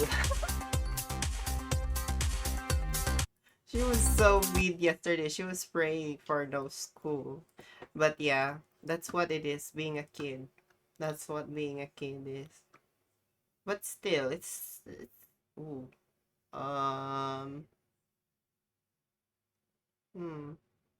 Have you got any videos? Has anyone got videos to show, you know? No? No one? No one? No videos? No? Okay. That's fine. Winston Casio. Oh no, never mind. That's a fucking long shit. Green skyscrapers. Woman ID card. Oh! People are talking about the Olympics. With the Paris Olympics in full stride and the swimming being one of the most popular events, should Brisbane be thinking about its swimming venue for the 2032 As far as I'm concerned, Brisbane, like, they're coming over to the Gold Coast for some long list of swimming champions. Some of the activities. From Kieran Perkins to Kaylee McEwen. And because of this, I believe we have earned the right to be called the home of Australian swimming. And to recognise this legacy, we need a world-class I don't want to watch swimming it complex anymore. I'm here. so sorry. I don't want to watch it anymore. I'm too lazy to watch it. It's too long. Oh, how about this? I don't want this one. Hello guys and gals, me Mutahar. Do you guys want to make a lot of money? You guys want to be infinitely wealthy? Do you guys want to one day buy your own space station? Well, this video isn't for you, okay? Why did that pause? What the fuck? What did I do? I was, In I fact, was like, many I was financial rubbing my gurus ear. on the internet can't teach you that simple step, all right? Because a lot of it requires luck, hard work, and yada yada, so on and so forth. But not if you're a TikToker. Apparently, if you're a TikToker, you just believe anything on the platform. Now, over the weekend, I saw this clip basically floating around. Now, over this clip, you might have noticed that this was floating around, and a whole bunch of people are lined up in front of what appears to be a Chase Bank. Now, why are all these people lined up in front of a Chase Bank? Are they having a 2-for-1 sale or something? Is there some crazy promotion happening? No. They're Apparently, trying people to over rob here it? appear to be using the ATMs in order to siphon and commit wire fraud. All for clout on the internet, ladies and gentlemen. Yeah, this is to a point where, look, Yeah. I think in the last couple of years, watching people on the internet commit felonies online has kind of almost desensitized me. But every once in a while, you find some brazen level of stupidity like this that you just kind of have to laugh at in a video. So over the weekend, there was something known as the TikTok infinite money glitch trend, I guess, going around, where a whole bunch of users had found out a very big secret at Chase Bank. Yesterday, reports emerged about a supposed glitch with Chase ATMs, where people were able to withdraw large amounts of cash. As this went viral, many were curious about how this so-called glitch worked, but there wasn't a clear explanation. I'm trying to understand how to protect myself, but no one is explaining part of it, like getting like tens of thousands of dollars. I don't understand how they're doing that. Oh, honey, I'll answer that. It's called check fraud, and it's been around a lot longer than... Yeah, basically, yeah, I think that's how scammers like try to like make people usually like, yeah, ordinary people, like they actually like pretend that, oh, sorry, you received this amount of money, can you give me an extra bit? And then yeah, you give the extra bit, but it turns out once your bank receives that, oh, there's no money on that account, no such account exists, it's gonna bounce back. That's what they call that, like that your check but a bounce. That's what Ice Spice meant, but by the karma thing. Karma Samatic but a bounce. Karma is like, I don't know why I'm being lazy, but yeah. If you want me not to be lazy, 1 subscribe, 2.5 squats. TikTok, hell, it's been around a lot longer than the internet. So let's talk about what check fraud actually is, okay? So basically, what was happening over the weekend was on That was an camera, ad okay, in front of placement. everyone, people were giving this salient advice, okay? Basically, you grab a check, a big checkbook, all right, or any check, really. You write yourself a check for, I don't know, something like $40,000, all right? You might be like, whoa, but Muda, I don't have $40,000. This is not the point, okay? You write a big-ass check like that, and you send it to your account, okay? So what happens is your account says, oh my God, you have $40,000 coming in. So basically the way that they would do it is they would use the mobile app on their smartphone and like cash the check in mobily, right? So it would reflect as $40,000 in your account. And what people had done was they basically went to the ATMs and they basically took out as much money as they could. So they were just taking large amounts of cash out. And then lo and behold, over the weekend, once business hours kicked in, Yeah, did it's Chase gonna Bank reflect. wake up and remind people how fucked. I mean, what does the bank do after that, I wonder? Like, usually they just put a negative, but I wonder what happened. I've never encountered it. Fortunately. Hallelujah. But I'm not, sorry, hallelujah, self. Yes, self and everyone who loves me. Thank you so much. They are. But yeah. For instance, this one guy wakes up and just sees this issue. Oh, wow, Due to 31K. ATM error. They just took back all the money they got away from him. So this guy's account effectively went negative $39,000 US after attempting the Chase money glitch for himself. Now, if you want to know Uncle Muda's idea of a money glitch, get a YouTube channel, all right? Get it into the monetization system, build up a community, and produce family channel content, okay? There's just something about these channels on the internet where it just literally like our son's first day at a... Eat the avocado. Eat the avocado. I should make content with that song. I like that song. A new school. Bro, 2 weeks ago, 9.4 million views. Bro, people line Yeah, up that's to a watch lot, families too. have fun Yeah, on the that's a internet. lot. 24 hours with 5 kids on a road trip? 36 million views 8 years ago? Yeah, you know what this is? This is actually being in hell, all right? This person went through hell for 36 million views. And of course, if you're a content creator, a commentary channel, then you can also rag on some of these channels for their neglectful practices towards their children in a commentary video. Everyone effectively wins unless you're the child involved in these videos. Then there's not really any winning for you, okay? Oh my God, my kids are getting older? It's okay. Just pump more out. Boom, you got a whole new season right there. Yeah, I've been watching a lot of Family Channel content for making fun of later down the road on YouTube because it's gotten a little bit worse. But to go back to the TikTok money glitch, what the TikTokers were doing was not a money glitch. That was something known as check kiting or check fraud. So according to the Cornell Law School, kiting or check kiting is defined as the practice of covering a back check from one bank account to another. Persons with multiple bank accounts use this advantage because it takes multiple days to process checks. The checks have been deposited increases the fund available. The act of kiting is illegal. So the way that this works is effectively when you... I was reading that.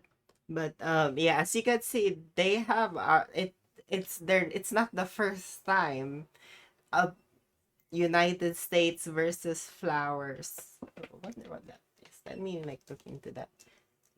United States.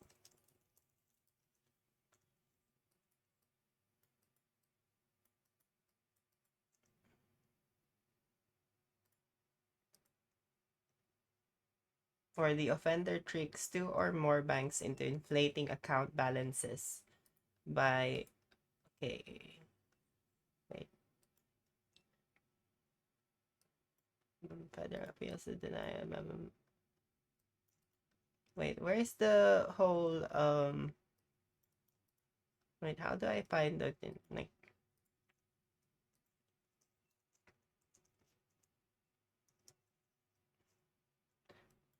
no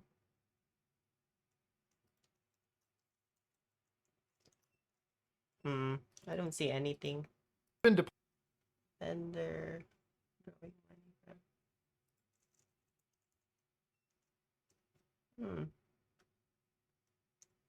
maybe it's the wrong one.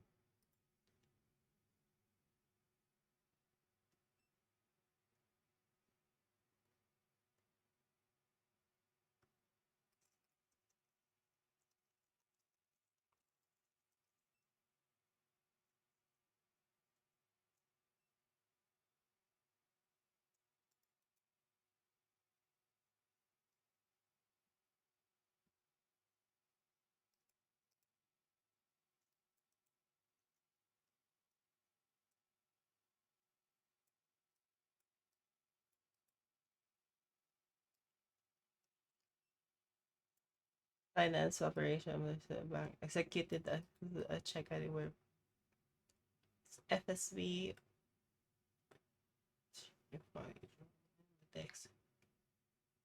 going to repay within 90 days.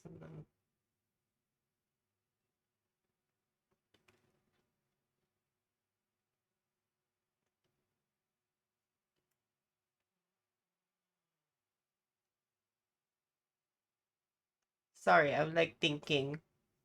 My brain is like, yeah. I don't know, my brain is about to blow up. Following.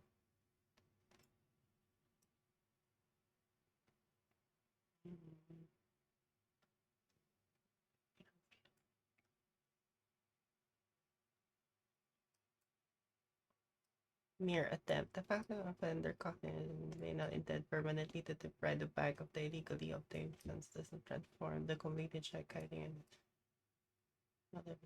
within the meaning of our decision should not be handled check those cases. Okay, so this is just for a okay. Because the evidence the record clearly demonstrates that the defendant will rather by writing checks if our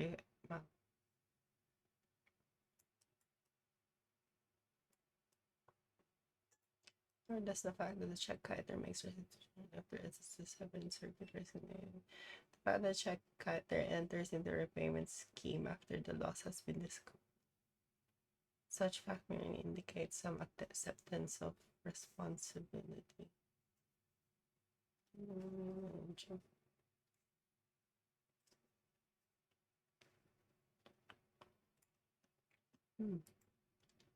Yeah, I don't know what to say about that. Posited increases the fund Actually, gonna available. look The into act that. of kiting is illegal. So the way that this works is effectively when you send a check, it takes a few days for anything to clear. Even if you have even if you do like authorized like drafts, for instance, they still have to call up the bank and make sure that a manager is there so they can like authorize drafts or really anything financial related, especially when you're moving money from institution to institution.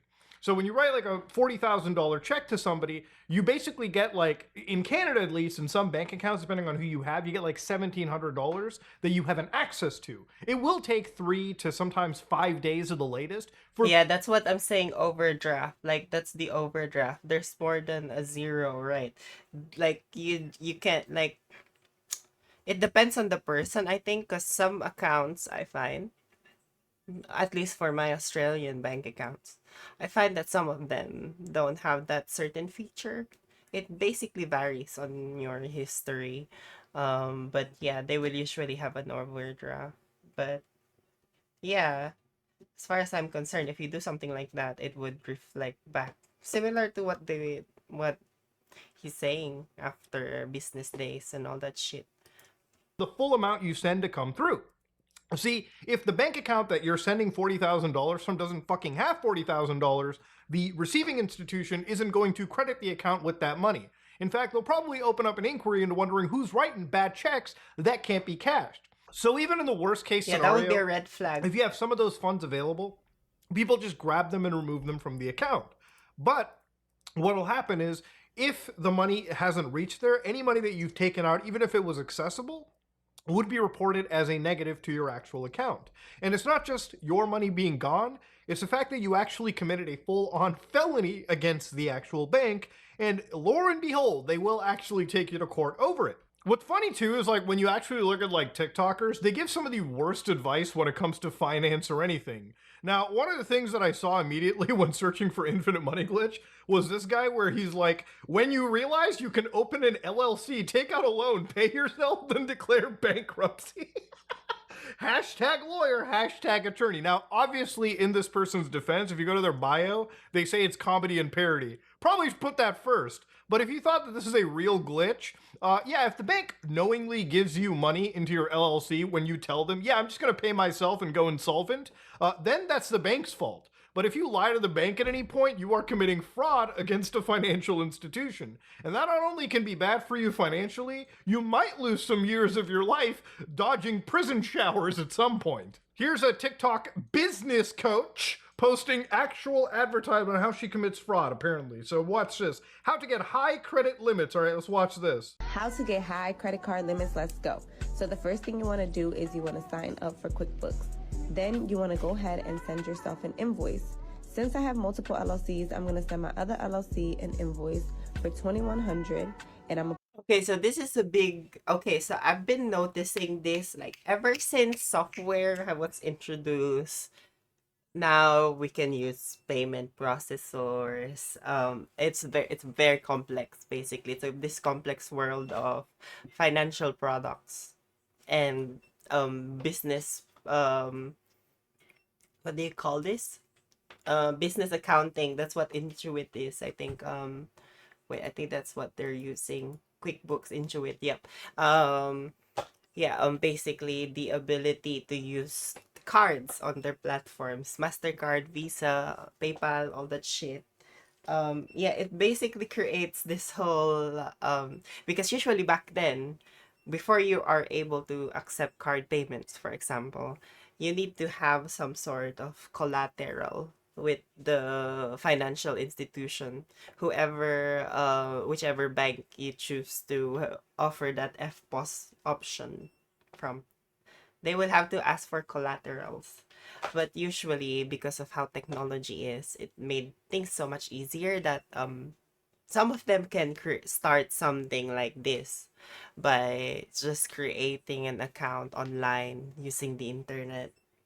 And yeah, bullshit like those. So yeah, it basically creates this yeah, it incentivizes people to like do criminal stuff that could actually like get them to prison. And yeah, I don't know. I have nothing. That's just my observation so far. I'm not trying to like just speculating. I'm not trying to like say that for a fact, but that's an observation, like from the number of products available out there, financial products particularly. 100, and I'm gonna put the limit there, and I'm gonna put how much Sorry, or I'm what it's scratching for my there, legs. and then I'm gonna send it over. Itchy. Once I receive the invoice, I will then pay it off with the credit card I want to increase my limits with. It will then deposit into my bank account. Once I get the money in my bank account, I will then pay off the credit card with the same exact money. Once I pay off the credit card, I will do this a couple times, and I will then call my bank and ask them for a credit limit increase because my limits are too low. A bonus is that QuickBooks will also give you funding because it looks like you're making sales on their platform. I love how, like, in the middle of it, she just admits at the end, yeah, this is actually fraud. QuickBooks will give you $40,000 because it'll look like you're making. Yeah, because that's how they're gonna make money, right? They're startups. So usually most of the time these startups are losing money. So they're gonna find way to make the most out of it. One of them is offering financial products of their own. Sometimes it's outside the actual company. I find that well, for the Australian company I work for, they created basically another entity linked to the actual product because they ended up buying they ended up buying another tech stock in Australia and basically transform it into their own sort of like basically like rebranded the company into their product. Oh shit, why did I put that back? Hello, closed and reported for the bank 99% of the time. And that is entirely true. The banks do not leave anything free on the table. And even if you are somebody that's getting scammed, there's even a good chance that your bank will get flagged and you'll have to go through a million different headaches before you even get back to normality when it comes to the financial system. So yeah, over the weekend, a whole bunch of TikTokers discovered this crazy money glitch, which wasn't really a money glitch. It's just actual wire fraud happening in front of our eyes right now. And I think it's laughable that some people think that they can magically get away with it, when in reality, no. Now, this poses the question, why is this exclusively just TikTok, okay? It's almost like TikTok is a containment vector for the world's stupidity on the internet. For instance, I've never seen this issue on like Instagram Reels. I've never seen actual blatant wire fraud being advertised like this on YouTube Shorts. It's literally only on TikTok that over the weekend you can see the stupidest stuff actually flourish. You know what? Now that I'm thinking about it, wouldn't TikTok be liable if they are not able to like filter that sort of content within their platform? Like, why is TikTok not being penalized or something because of the way the environment they're creating? As far as I'm concerned, they've done things before, such as collecting data for underage children without their parents' consent and all that stuff.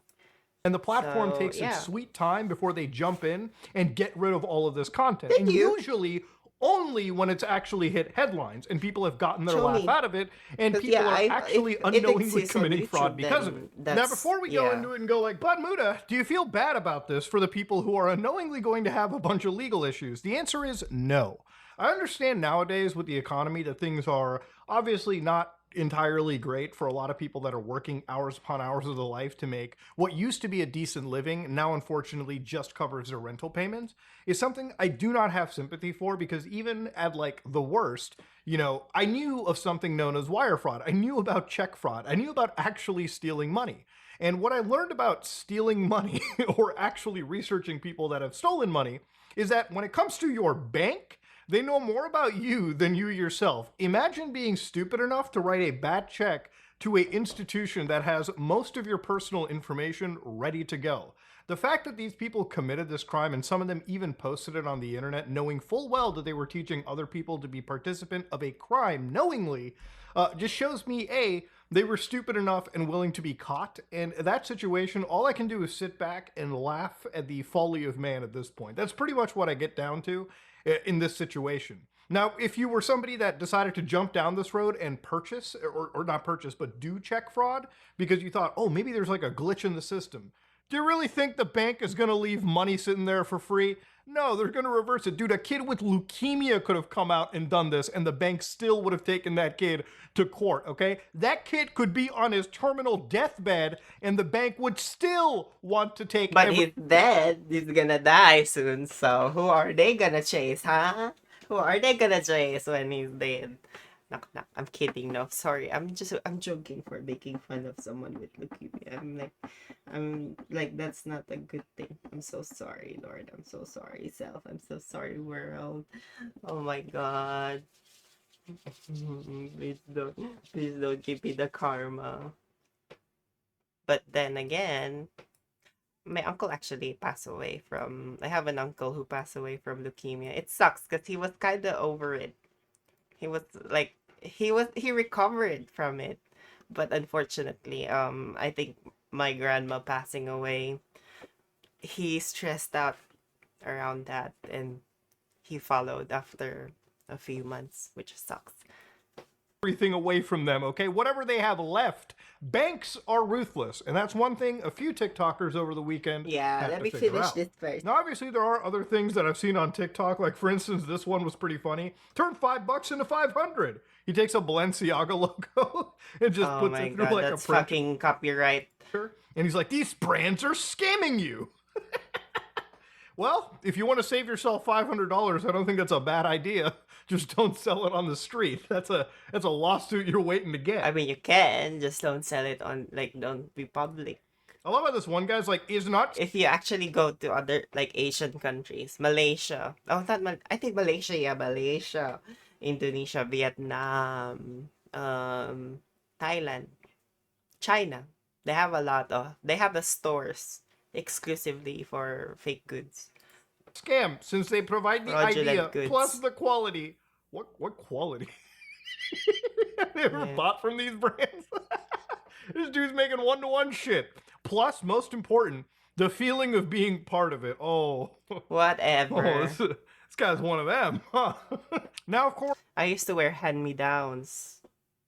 Oh, yeah, I also buy at thrift stores. I used to buy at thrift. I still buy at op shops when I see something nice. Some of my dresses are from op shops.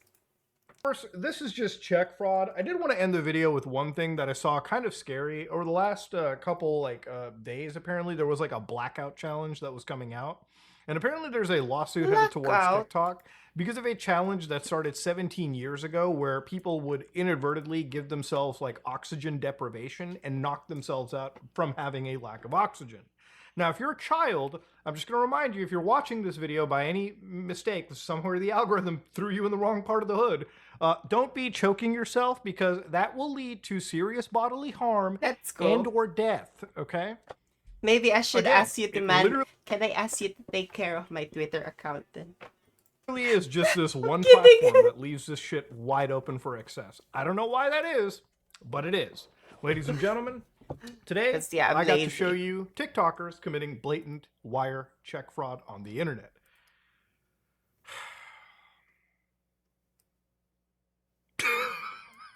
It's like they thought that check fraud was new. They actually thought they were doing something new. Fucking glitch my ass, bro. So stupid. Oh, I'm out. Bye-bye. Yeah. Good morning, teacher. Ooh, there's teachers on fucking YouTube. Let me see. Classroom setup and it's fucking kindy.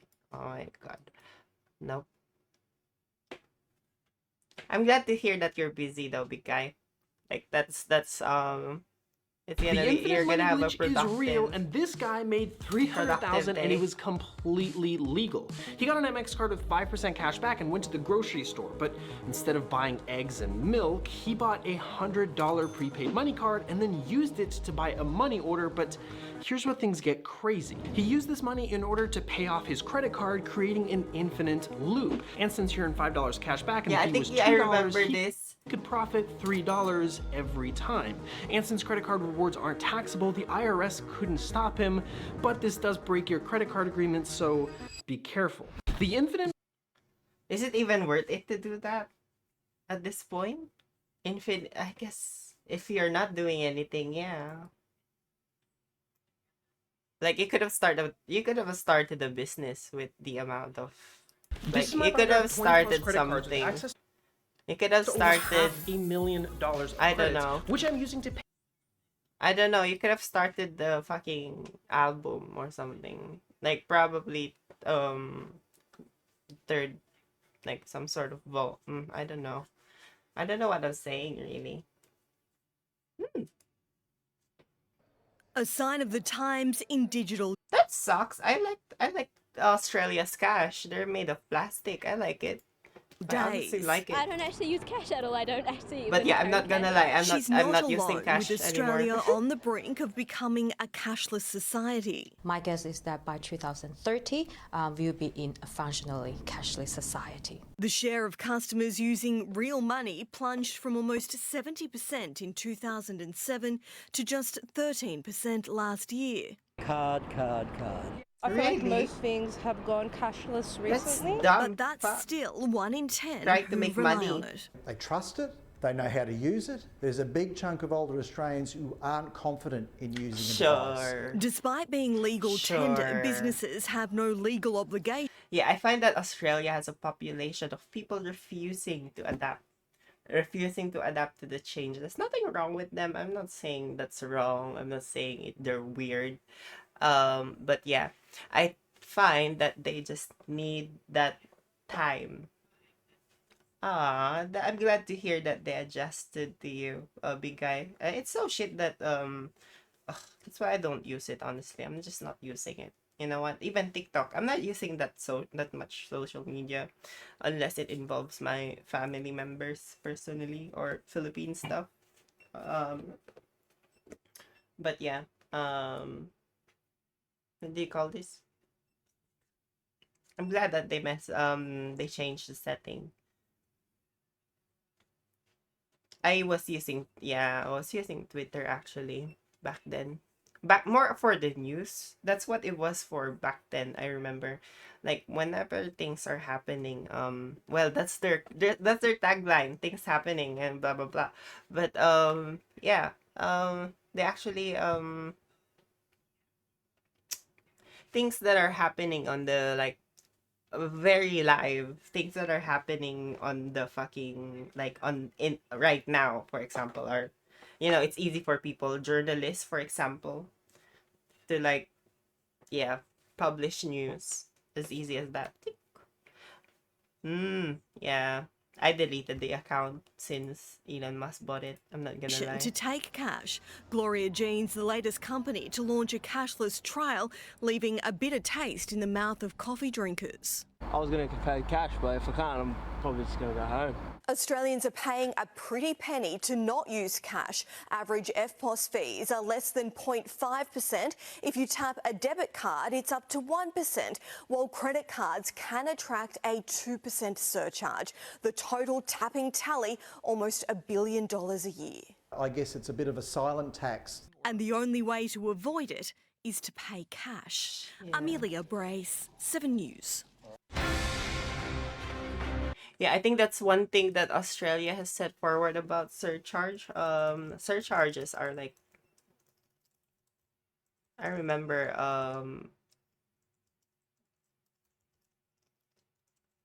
in Australia when I was, back then I was working for small and medium businesses. One of the things they asked for was the surcharge. Like, oh wait, no.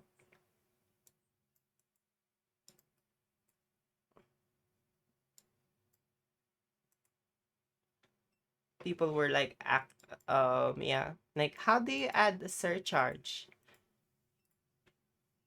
All that stuff. Ban on excessive payment surcharges. Businesses incur costs for processing certain card payment types. Some businesses include these costs in the prices they charge for their products. Others pass the cost on as a surcharge for paying with the card. Certain rules apply when businesses apply a certain surcharge. The surcharge must not be more than what it costs for the business to use that payment type. The surcharge can only include the business pays an amount for gateway fees for processing credit card. Okay, so this so it's allowed still. Payments the ban applies to. So okay. This ban of excessive payment surcharge. Fees that aren't caused but really are can escape the ban by calling a payment surcharge into something else. The ban is in a Ooh, okay. So,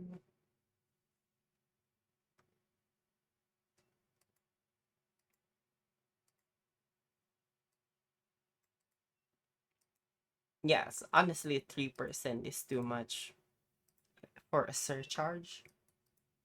Fuck no. The cost of acceptance for Visa credit is 1%. You can only surcharge when payment. Okay.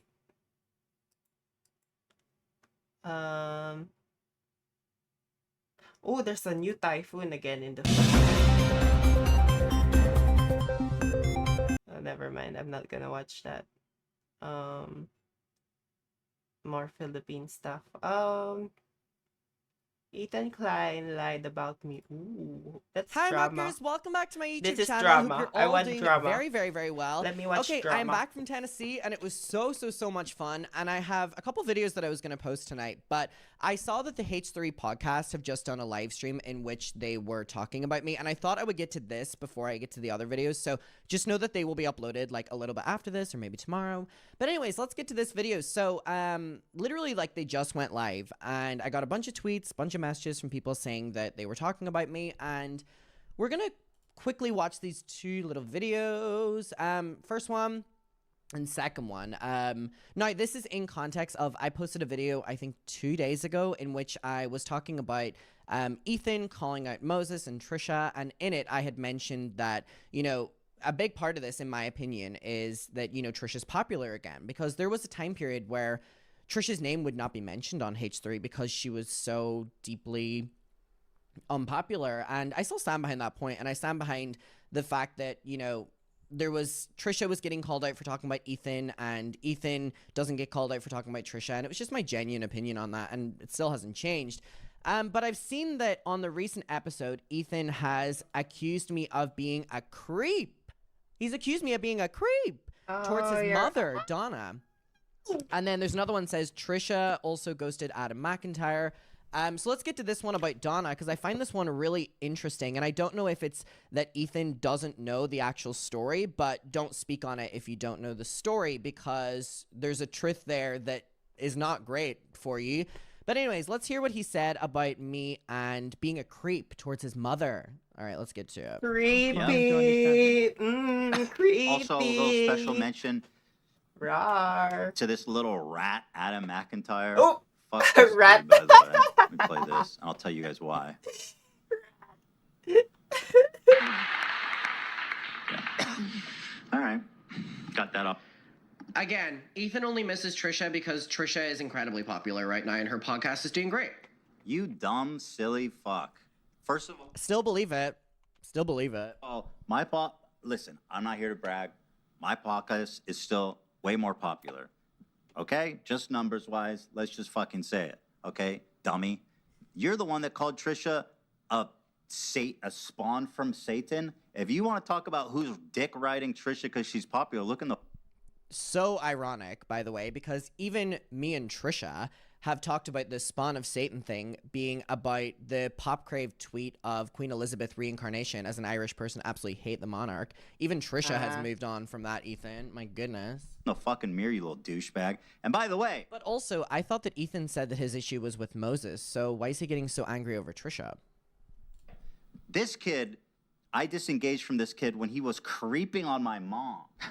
That's right. Have I said this? I don't think so. This fucking little weird. But what does Ethan mean disengaging from me? Because that's not, that, like, factually is not true. Like, that is not true. Because he's saying from 2021 was whenever I, first had been reached out to by Ethan's mother, Donna. So what he's saying there isn't true, because there has been time since 2021 to 2024. But I guess that wouldn't be interesting. We're going to get to everything, though. Weirdo was chatting up my mom privately, one-on-one, trying to become her best friend. They were chatting, calling, texting and shit. And then when he come into LA, he was gonna meet up with her one-on-one. And I didn't know anything about this. And then when my mom told me, I was like, that's fucking weird as shit. So this little freak was trying to weasel his way into a friendship with my mom. I found that very bizarre. Okay, I'm currently editing this video, but I was sent this, which is on the H3 Snark, and it was basically saying that Adam befriending Donna wasn't random or creepy. He was responding to this shout out she gave him on Frenemies. So this was, or Family, sorry. This was even before she had messaged me. So let's remember what actually happened here, right? I have to call out on. There's a Forget it. guy Okay, by we're- the name of Adam McIntyre who's a cutie pie. He's really sweet. Okay, I know who he is. He's not actually. PewDiePie. No. Oh no. I know who Adam he is. He's cute as a button. Well, let's throw a picture of him. I know who he is. Very nice young Irish lad. My mom, yes. I think he's adorable. Okay. And he Shout out for my mom. And he explains things. And then there's this other guy called. So I just wanted to include that also. Anyway, on with the video. Okay, now let's get to what actually happened. Now, I could scroll through every single DM with Donna, but I choose not to do that. So let's get to this. So I said, Ethan said I was creeping on his mother and trying to befriend her, which is so inaccurate. Donna started mentioning me first on the Family's podcast, if you remember. And then she followed me, and then she privately reached out to me first. Donna reached out to me first.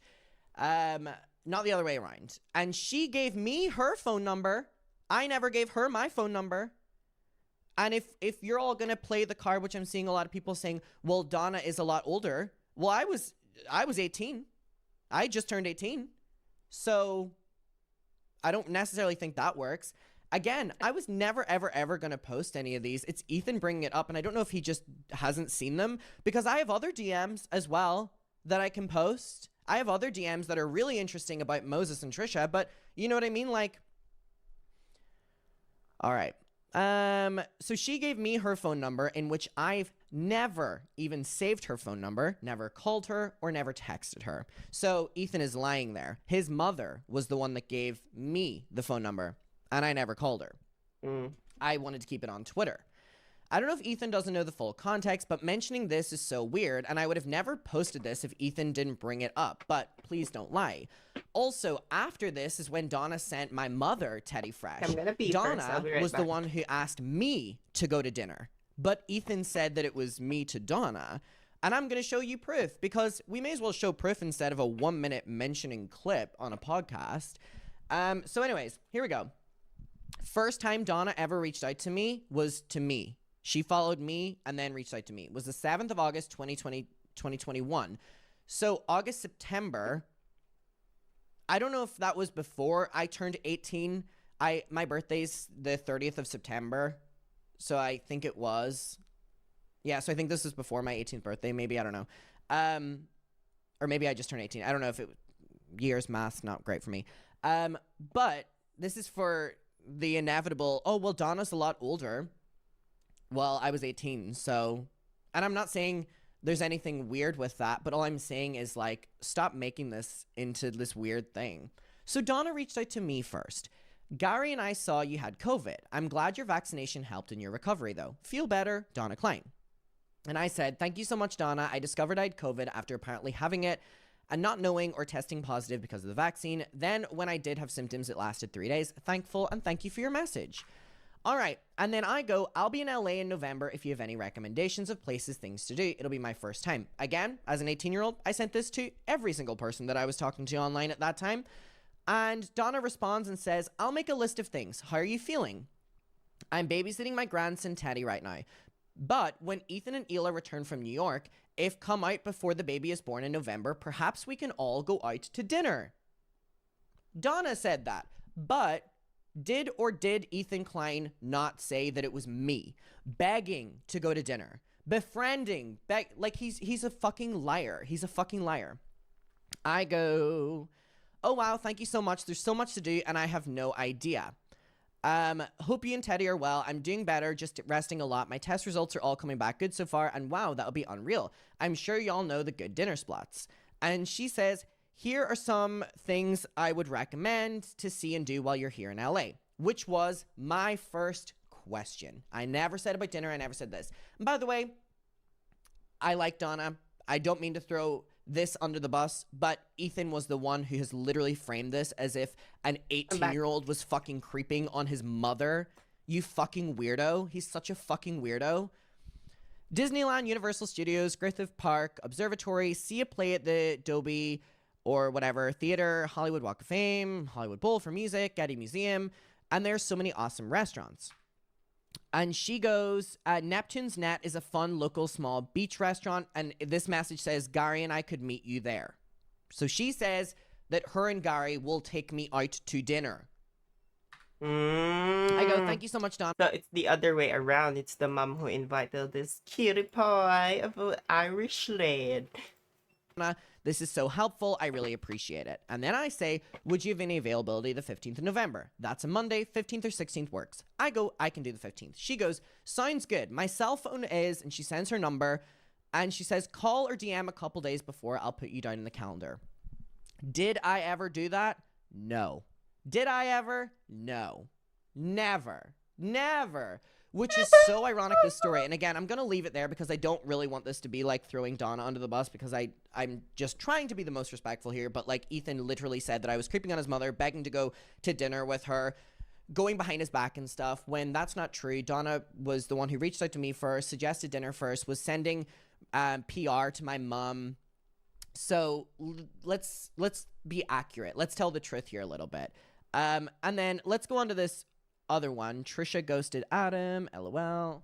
Called her the spawn of Satan. You know about all the stuff about Moses and all the stuff about Trisha, but now you're dick riding Trisha because her podcast is more popular. Riding. Did I mention that she's smart for ghosting you when you tried to visit her those few times? Nope. Which is so ironic as well that Ethan is speaking on that, because Trisha and Oscar reached out to me explaining what happened there, and they were incredibly, incredibly nice. And if I had not been going to Vegas the following day, we would have been filming the podcast the following day. It was plans in place for the new change, but my Vegas thing didn't work out. So here's my thing. I don't know if Ethan wants to go down this route of trying to insinuate that at 18 years old, I was trying to befriend his mother, when if we want to go back, when you did the Families podcast, Donna was the one that constantly brought me up. Donna was the one that reached out to me on social media. Donna was the one who gave me her phone number and all like this. And don't play the age card, because I was just 18. So don't play that card. So yeah, the legal age is 21. JK, I don't know. Don't trust my word. I say bullshit. I'm not making an issue of it. I'm not making an issue of this at all. I'm just saying, how fucking dare you to go on your podcast and lie? You're a fucking liar. That's what you are, Ethan. Yeah. You're a fucking liar. Liar. So, again, liar. If he wants to push this further, we can go a little bit deeper into this, but I'll leave it there because I don't want to throw Donna under the bus, because I don't think it's respectful, but I have to defend myself a little bit here. Oh my God, what is wrong with him? Anyways, we'll leave it there. I'll see you in my next one. I promise the other videos are coming. I just had to get this one out first. Okay, goodbye.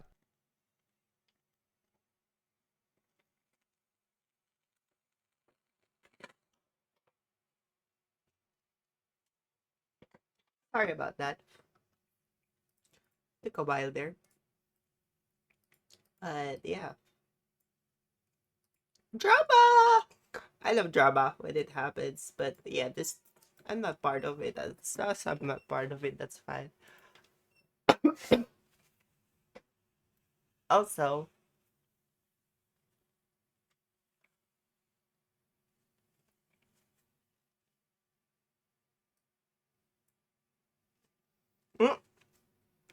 he apologized.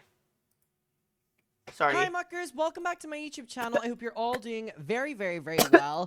Do you like the Dolly Parton merch? I got all this at Dollywood. Yes, Mom, if you're watching this video, this is the shirt that I'm going to be giving you, but I felt like I just wanted to wear it once before I send it to you tomorrow.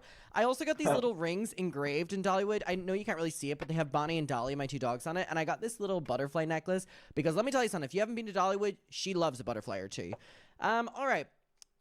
Let's talk. So I'm going to be addressing the second part of the H3 stream today in which they were talking about me, and I want to clarify. You know what? I'll play this in the background. I'll play something. What am I playing though?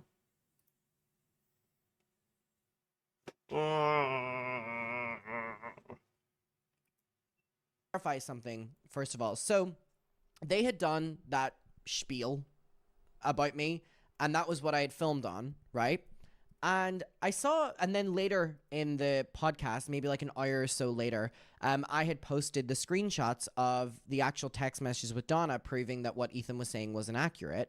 And then they went back and corrected themselves. Now, I just want to clarify that I think I've been doing YouTube long enough that I feel like people's opinions on how I should react to things don't bother me anymore, and I genuinely mean that. And when this is going down, and I was getting backlash from people being like, how dare you make a video immediately before they even apologized? I'm like, number one, it really takes being at the forefront of a live stream of over 40,000 people watching it, of someone literally just berating hate at you, to know the ramifications of that. My social medias were being absolutely flooded with people. That was why I immediately tweeted out the screenshots. And if I had not tweeted out those screenshots, I would not have gotten this second part that we're going to react to now, where people are like, maybe Adam was right, or maybe Adam isn't so bad. So fuck out of here with that, like, bullshit of you responded too quick or whatever. The only reason I got this, which we're going to watch, is because I debunked it in the moment. And thank God, because I'm jet lagged right now. Thank God I was awake. Otherwise, what? I would have had a couple days, maybe. Sorry, sis. It's 30 minutes. That's all I can say. It's too long. But yeah, they have a drama going on. That's what's happening for sure. Ooh, Australian doctor claims victory in treatment of Crohn's disease. Sean Ferrugia was diagnosed with Crohn's disease at 30, endured years of excruciating pain and humiliation. When you don't have control over your own body movements, it makes life very difficult. Crohn's affects up to 3 million globally, but an Australian specialist may just have had a breakthrough. We have patients who have been cured 16 years and it hasn't come back. This is a Crohn's bowel before his treatment and this after. Cleared. An 80% plus success rate. Sean, one of 35 patients completely cured. Professor Borody admits his profession holds doubts, but... You know, you just need one Martian to prove there is life on Mars. It's a twofold treatment. Months of intense antibiotics, then a fecal transplant. Recycling, medical style. There is enormous power in this material which we were flushing down the toilet, of course. And yes, that's as difficult a subject to talk about as it sounds, but essentially taking an endoscope like this one and transplanting the donor's fecal matter up and into the patient. They also have to receive it in capsule form. Freeze drying into capsules, which we call crapsules. How did you deal with that concept of having somebody else's matter go into your body, if you put it that way? You've got to have a good sense of humour to start with, I think. The breakthrough to be unveiled at a US medical conference next month. Chris Reason, 7 News. Told you your poopy is very important. Poopy. Poopy, poop, poop, poop, poop, poop, poopy.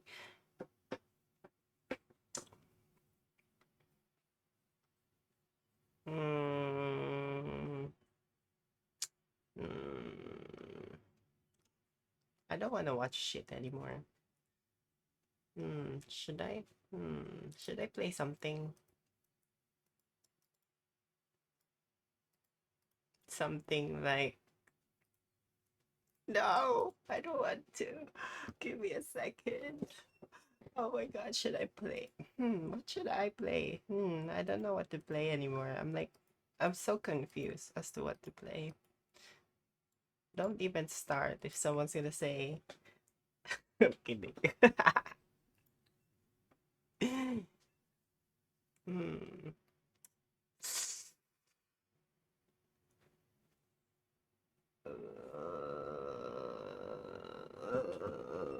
Okay, I guess I'm gonna play. I'm gonna be playing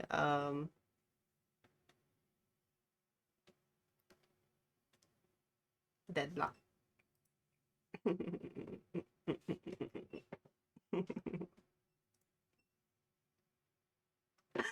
Actually, wait, should I play Deadlock? No, should I? Should I? No, actually not. It's okay. Never mind. I'm not playing Deadlock. I'm gonna be playing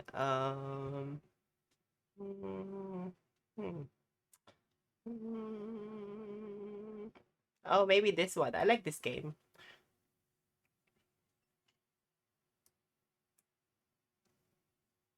This game is chill. Chill. That means you can yeah, you can play with it on the background. I'm not sure how to... Maybe I need to make a duplicate window.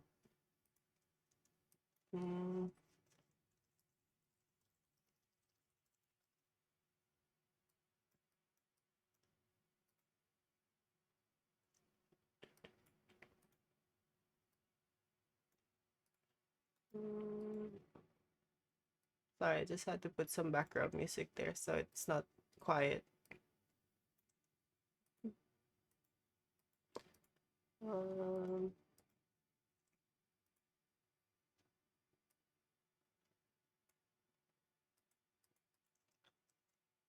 The game of...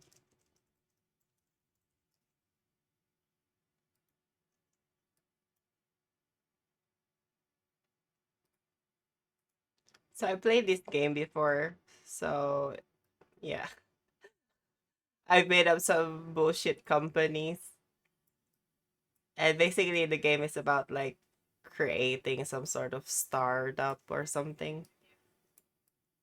It's pretty fun, but it might be boring for some. Okay, so I'm just adjusting it really quick.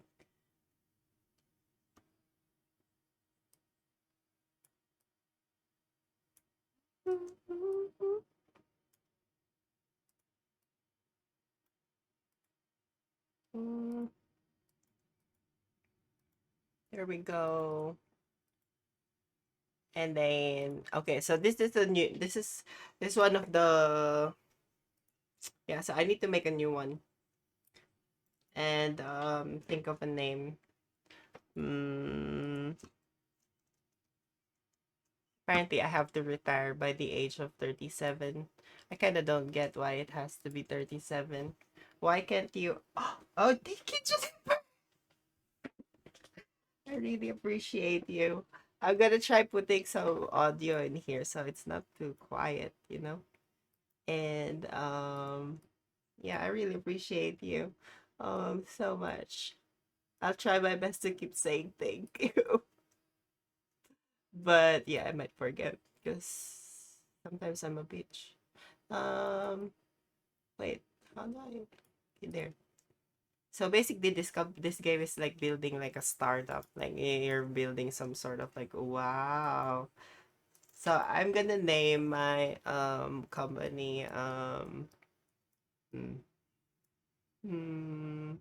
what, can anyone suggest something? Yeah. I was gonna play, but I'll keep thinking about it. I'm like, yeah, I kind of don't at the same time because of the lag. And just note, because yeah, I was trying to give myself a watch I was watching my stream when I was playing yesterday, and I find that it lags when I have the camera on. So, yeah.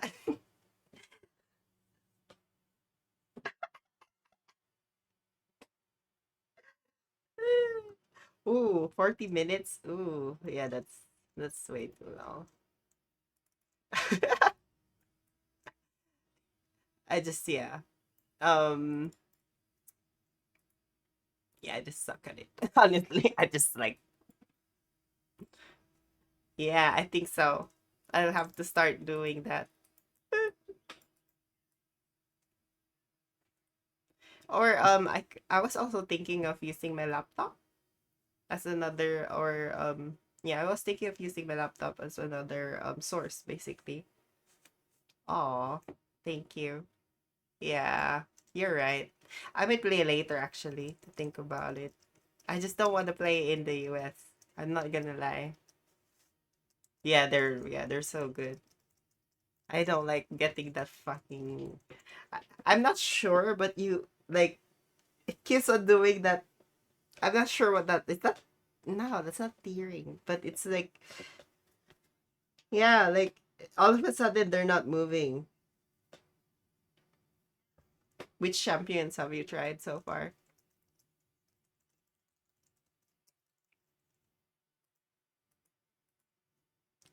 Let me like try to copy this one.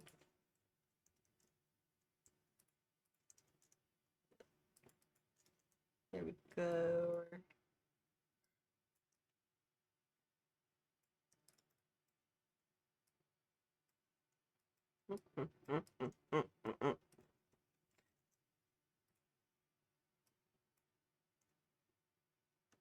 I'm sorry, all of my shit is. Oh my god. I want to see that. In a world where we're connected more than ever, young people Yamato. have never Oh felt yeah. more Oh, that alone. bitch. I hate I'm that addicted bitch. to my Yamato phone and I'm on bitch. it all the time. 800% doom scroller. I will rabbit hole almost immediately. The endless scrolling and swiping of mobile phone addiction has our health An trending old lady, downward. the Grey It is Talon impossible one. to Or is that ignore someone else? the negative impacts of smartphones and social media. New data shows Poo 9 poo. out I'm of gonna 10 name my Queenslanders under company Poo Poo. 25 feel physically or mentally worse than last year. More than half felt more stressed. 45% had lower energy than usual, and 35% put on weight. Feeling less resilient, even more Yeah, I'll body try that aches and one. pains. Cost of living and housing keep trying anxiety that partly one to too. blame, but the chief cause. I think it's the amplification effect of social media. Queensland's top doctor has previously branded it the biggest public health risk of our times, but there's no clear path on how to fix it. While social media addiction is being investigated at a national level, the Chief Health Officer That's is urging fair, yeah. parents to reduce their smartphone use to show their Who should I children go for? healthy digital habits. The most important thing at this time is to talk about it. Without change, health groups fear we could see a burnt-out Okay, what generation company in should I greater build need of first? help. Because yeah, I Garth can build Burley, a lot. 7 News. So I'm gonna build my first startup. Tech company, I mean, not startup. First tech company.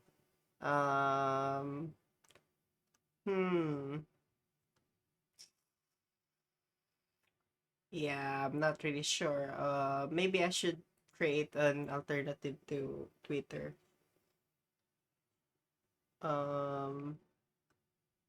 Ooh, let's see that. Let's look China for a We had a second. breaking episode last week where we were showing how every day there was a disaster. All right? Yes. And how quickly that stuff is swept under the rug. Well, Yes. guess what? It has been swept under the rug. Yeah, Have you heard absolutely. anything about that bridge collapse Some of in those the tunnels? Some of those things we covered were huge news. Yeah. Not in China. No. No. Can't find anything about it now. No. So anyway, we decided we continue the trend today because here's August 8th in Guizhou, Longting Bridge. Let's take a look.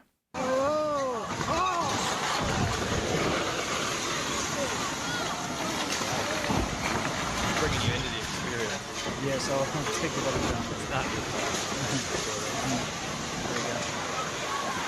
Again, Are you going to be happy driving along on a bridge and it just collapses like that? Depends on what your life goals are. That's true. Maybe you're on the way to go do that anyway. Whenever I see this kind of thing happening in China, because it happens often, bridge collapses, I keep thinking back to those like 2,000-year-old Roman bridges that are still standing. Yes. And I'm like, if the Romans got it right, why can't China? Or there's a bridge in my hometown that's from like the 1800s, and we used to hang out on it after school and everything, and it's still It's still totally fine. Yeah, trucks going over it. Absolutely, trucks, everything. Yep. Never felt scared. Yeah. So anyway, obviously Romans are quite a lot longer than yes. That's something I grew up with. Yeah. New lakefront property. Oh yes. Yes, it is. That's a riverfront. Yeah. Wait, a lot of disasters in Guizhou recently.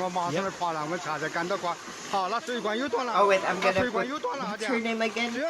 Ice Spice. Yikes. Yes. 'Cause, yeah, she's so a the poop next head day as on well. August 9th. So remember, big we said, and I poop made the head. statement last time, if we dug enough, we could find one disaster a day for the entire year. You could find 10. So I think this You is know my what I mean? So we office don't want to be too starting overindulgent in office. this, I but let's already take a look. have, August 9th, what happened in China? Oh wow. In Ningbo, in Zhejiang. Okay, I actually know how the game works. I'm just overreacting, okay? Just so that it feels new. But yeah, I think I'm gonna get task. It's I'm a gonna get a Zhoushan few port. tasks. Ningbo's a huge shipping place. A lot of your goods will wow. come from here. Yeah. Well, just a big, massive mushroom cloud explosion. Let's take Yeah, a what close look. Now, caused please that? pay attention. Behind this Hapag Lloyd thing, that's not the one that blew up, by the way, but behind it, take a Well, look. it got smoked. Yeah. So this is on a ship. Yeah. Whoa. Whoa. That's a lot of confetti. It's like a Transformers What? movie. Can you tell what it is? I want to see what is that flying out. It's like notebooks or something. No, you know, it's probably packaging because, look, think about it. Whatever goods were in there have now vaporized and you're just Yeah, seeing you won't even know, the right? packaging. It could be anything, cheap toys, or anything. true. It could be anything, right? Yes. But that's quite the explosion. Now, apparently no casualties. I kind of find that a little hard to believe, considering when you look at the scale of this, it's at the port. You've got people working there on the docks. You've got people in those cranes. Look at the size of that explosion. Yeah. I do find it very hard to believe that there are no casualties. You know where this didn't happen? Where? A different port, I believe. Oh, you mean the Port of Dandong. nothing? Port of Dandong. Nothing happens there. Yeah, exactly. Yeah. It's next to North Korea. Okay, so that was August 9th. Let's see what. Yeah, I mean that's quite the explosion. Yeah. How was no one hurt? Yeah. I guess they could have evacuated if there were signs potentially. I'm just devil's advocate. That kind of here. thing happens pretty quick. Researcher, being shot down developer, over here. designer. Yeah, exactly. It's hard to say. It's like an EV fire, you know, it just happens spontaneously. That's true. You never know, right? See a little bit of smoke and you're like, oh, what's that? What's that? Let me look Yeah. close. Oh, there's a Hapag Lloyd. Yeah, there's lots of Hapag Lloyds. It's obviously this area. August 10th, so the next day. This is the next thing that came along. In Hunan, We've Hongyan, been Nanyue here. area. We've been here many times. Yes. Not a nice place. No. Another sinkhole where vehicles just collapsed into the ground. Again, like we said, every single day you could put something in there. What about August 14th in Qinglong, Guizhou? We have this tunnel. Now this is insane. I would like you to all take a look at this, just the absolute volume of black smoke that's going out of here. Everyone can take a look quickly. Look at that. Absolute pillar of black smoke. It's incredible.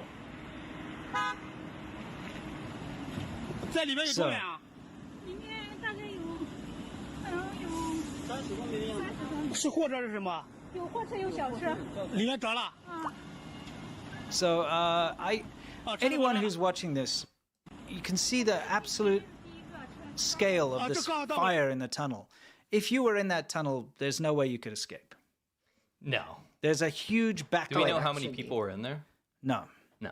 Again, there's no solid reports about any casualties. Oh, I need a researcher. Nobody knows. But I can guarantee you that if you were in that tunnel when this kicked off, because it looks like a truck had an accident and Yes. exploded, and then obviously a bunch of other cars and trucks caught fire. whoever was in there, you wouldn't be able to reverse out because there's traffic behind you. Yes. And you wouldn't have had time to escape these toxic fumes. You would have been overwhelmed. Yeah. You know, so. Yeah, that would get to your eyes, then your nose. That's strong. That would be sudden. And then all of a sudden you're gone. Bye-bye. I believe there was a view that was from the inside. Yes, we have that.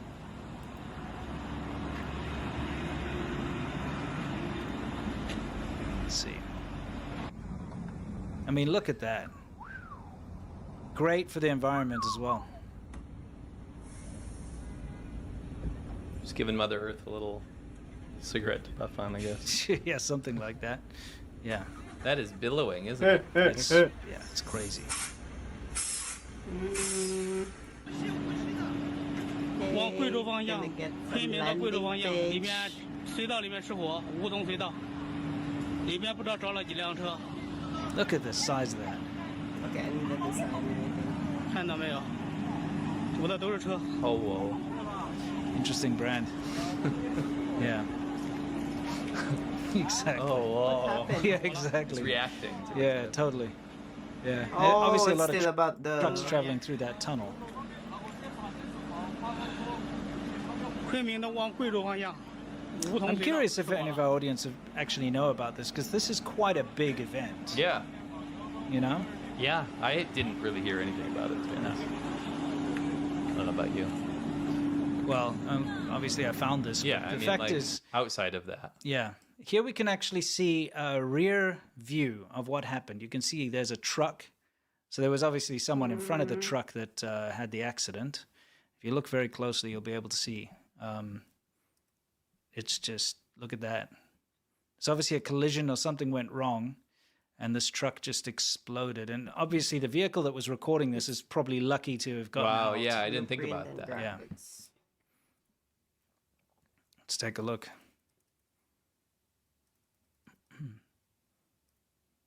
Yeah. Insane. It's nightmare stuff. Oh. And I mean, man. what was it carrying to explode like Who knows? Who knows? Yeah, that's Yeah. true. That's actually a Because that's not doesn't look question. like a normal thing to me. This is the aftermath, somebody driving through, where you can see, yeah, you can see the damage, just the absolute devastation that's going on there. You know. Wow, look at that.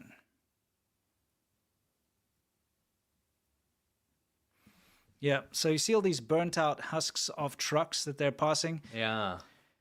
Unfortunately, there's no chance that there was any survival there. No. You know, and who knows what damage has been done to this tunnel as well, structurally. I would assume they would probably like stop it and check for a while. Well, it looks like they let trucks straight through. This could be part of an inspection or a repair. No, that's a goods truck. This is a I think goods it's truck. a bad truck. Yeah, well, you know what I mean. Yeah, they just. What if those could be there to clear out the debris? Yeah, it's entirely possible. Anyway, it's rough. Yeah. So that was a series of disastrous events that have happened. I mean, disasters happen everywhere, but still, yeah, that looks pretty crazy still.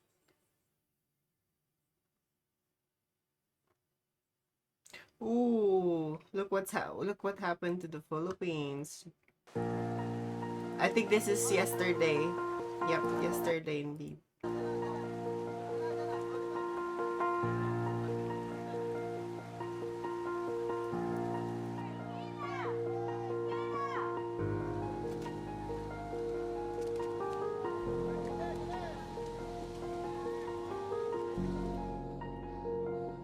Oh. So ayan po, nung pagkatanggal po namin ng dalawang yero at saka nung tood, na-confirm po namin na may katawan doon sa ilalim po ng tood.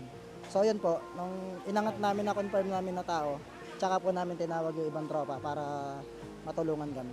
Ang ang hiling lang po namin na sana makita na lahat sila, na kung hindi na sila buhay, at least makita man lang nila para maging okay na. Kaysa naman po yung naghahanap pa po kami.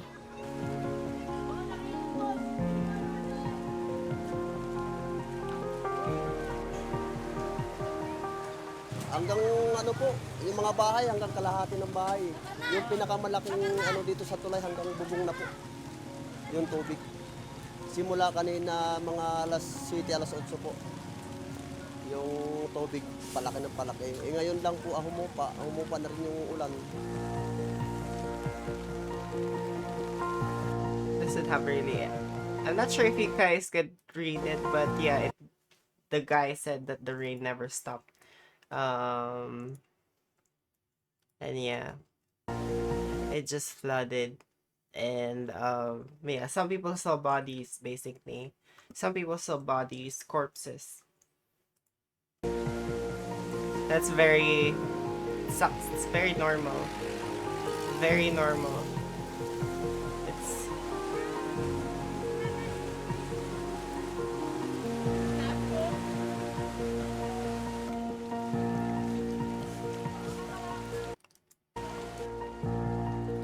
so it's going to China. It's going South China. It's crazy. It's gonna get worse. Honestly. I won't be surprised.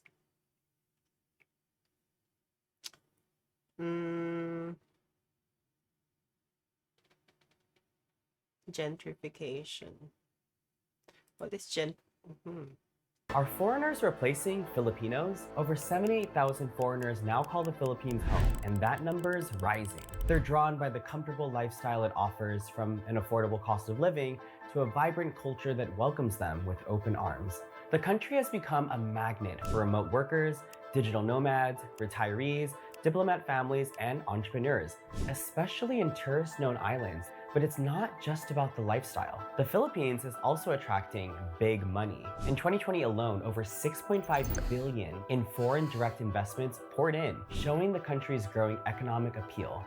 But this leads to the ugly topic around development, gentrification. When wealthier people and investments move into an area, leading to improved infrastructure and rising property values. While this can boost the economy and attract global attention, it often displaces lower income residents and changes the cultural landscape, raising concerns about who truly benefits. So are foreigners good or bad for the Philippines? Even if more money flows in, are these foreign investments creating opportunities for Filipinos, or are they just widening the gap between the rich and poor? Is this foreign interest a sign of global recognition, or is it contributing to a new form of economic dependency?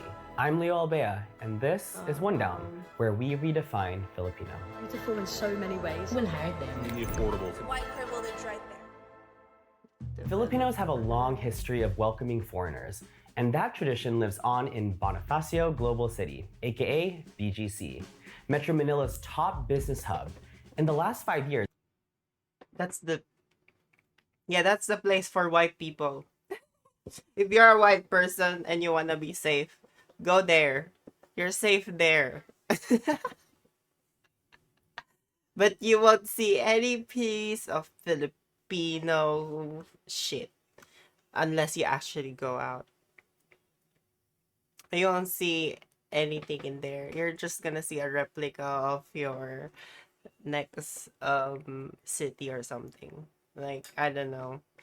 If you want to see the Philippines for what it is, the good and the bad, yeah, don't go here, because this is a little BGC's foreign population has but if you want to surged be by safe, if you want to be safe and you want to go, you want to spend money, all that shit, or businesses, yeah, business entrepreneurs, those sort of shit, yeah, that's where they, yeah, just like he said, it's a business hub, so businesses are incorporated in there.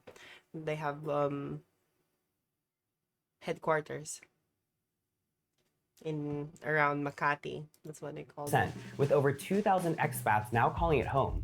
Major companies like Google, JP Morgan, and HSBC have moved in, contributing over $1 billion in investments in 2020 alone. This boom has brought luxury condos, upscale restaurants, and international schools.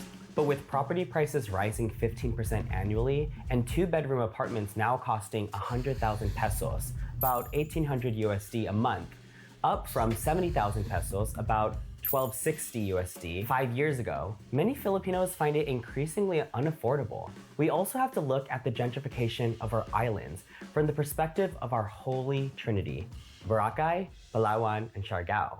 In Boracay, the Ati, the island's original inhabitants, have lost nearly all their land to tourism, now owning less than 1%. In the 1970s, government-driven tourism policies forced the Ati to relocate to remote areas because they lacked legal documents to prove their ownership.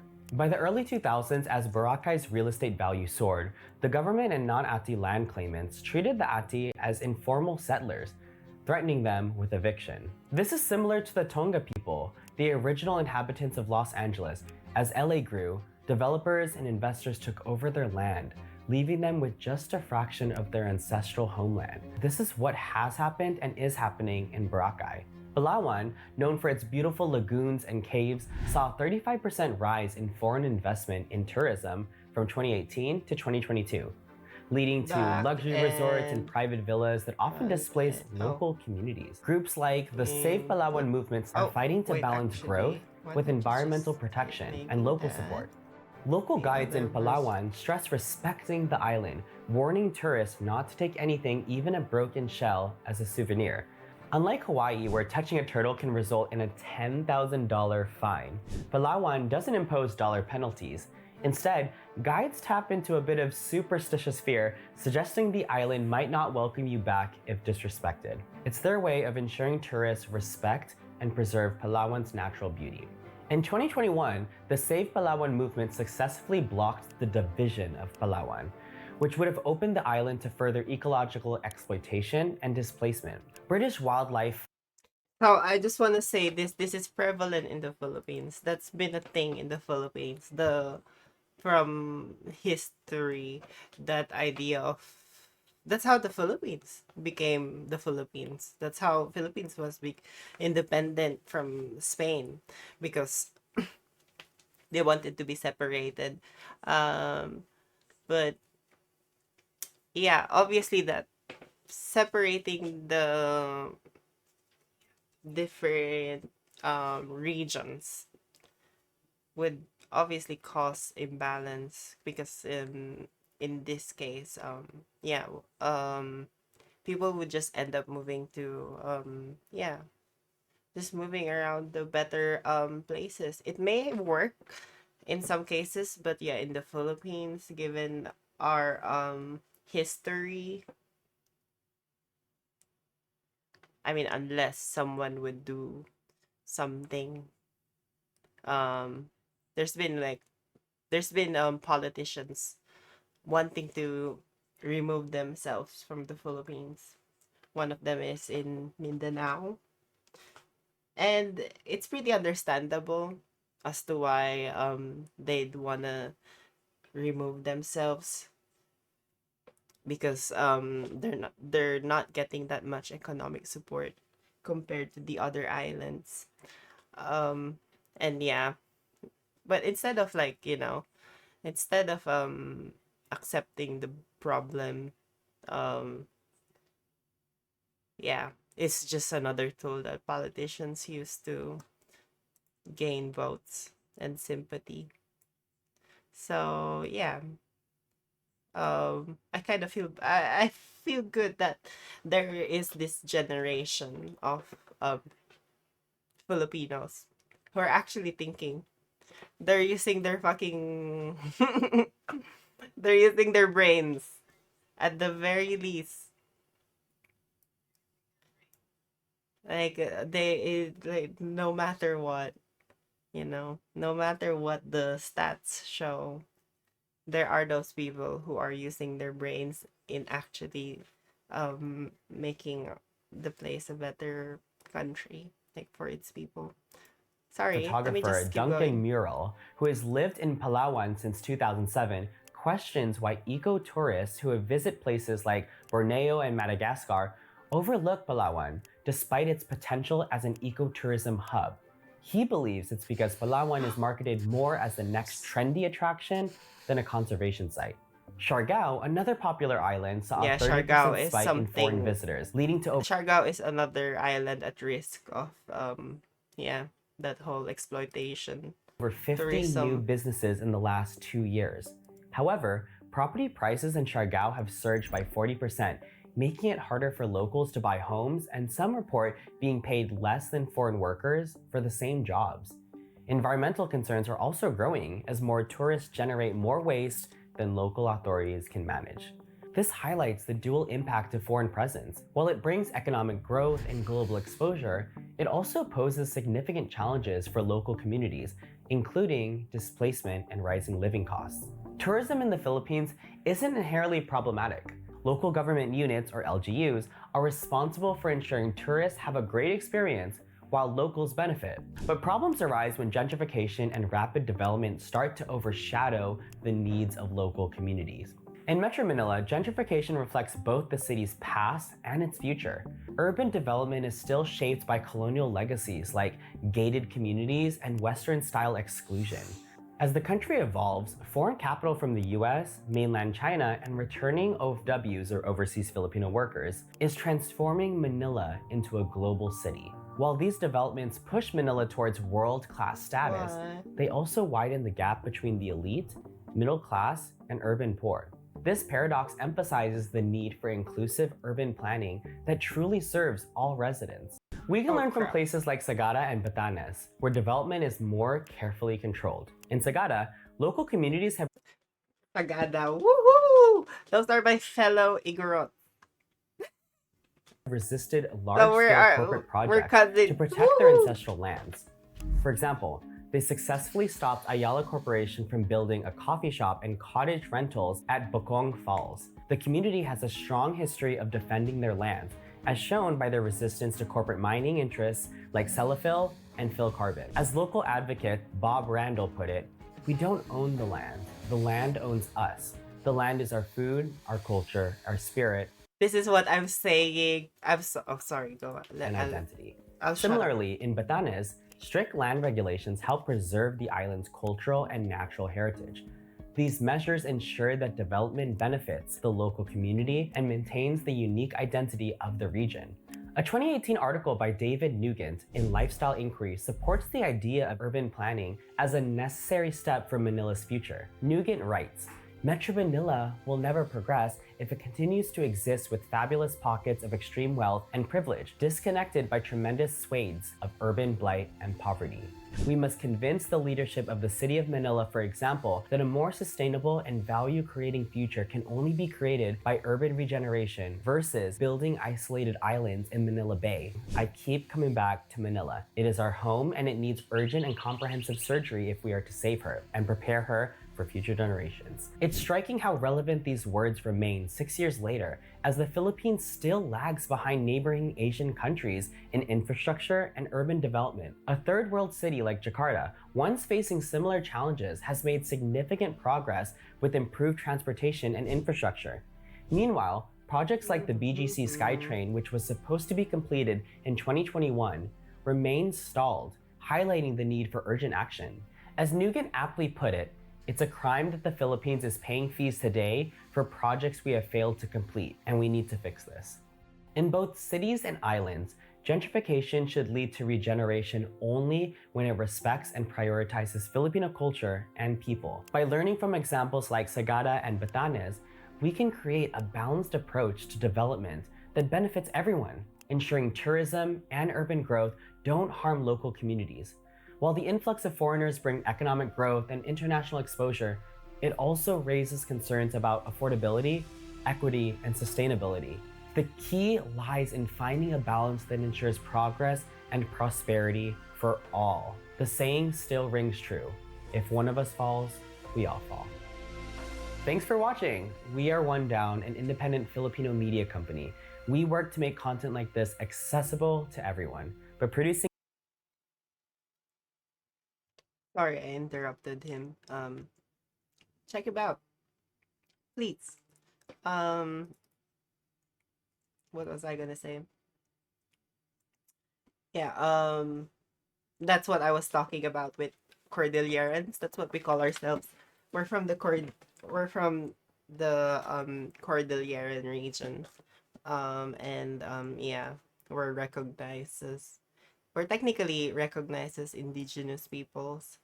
But yeah, we have that sort of idea of, you know, believing that there are spirits living in, it's weird. It's like living, it's not really like about God, but rather in gods, with like a lot of gods.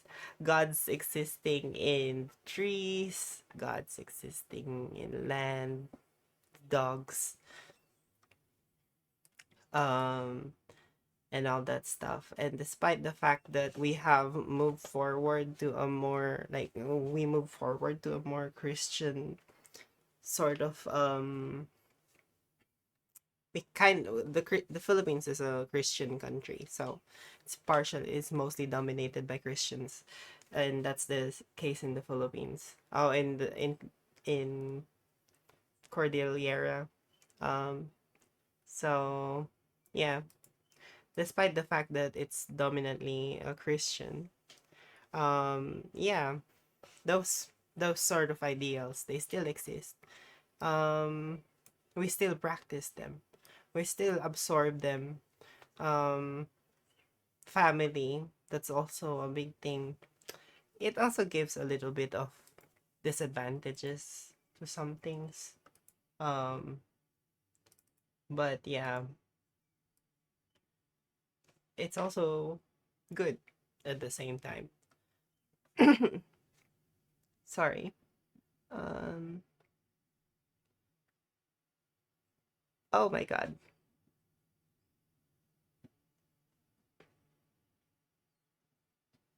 Learn feng shui and blame the furniture. What's X-Tube? Welcome to Tech Linked, the everything show.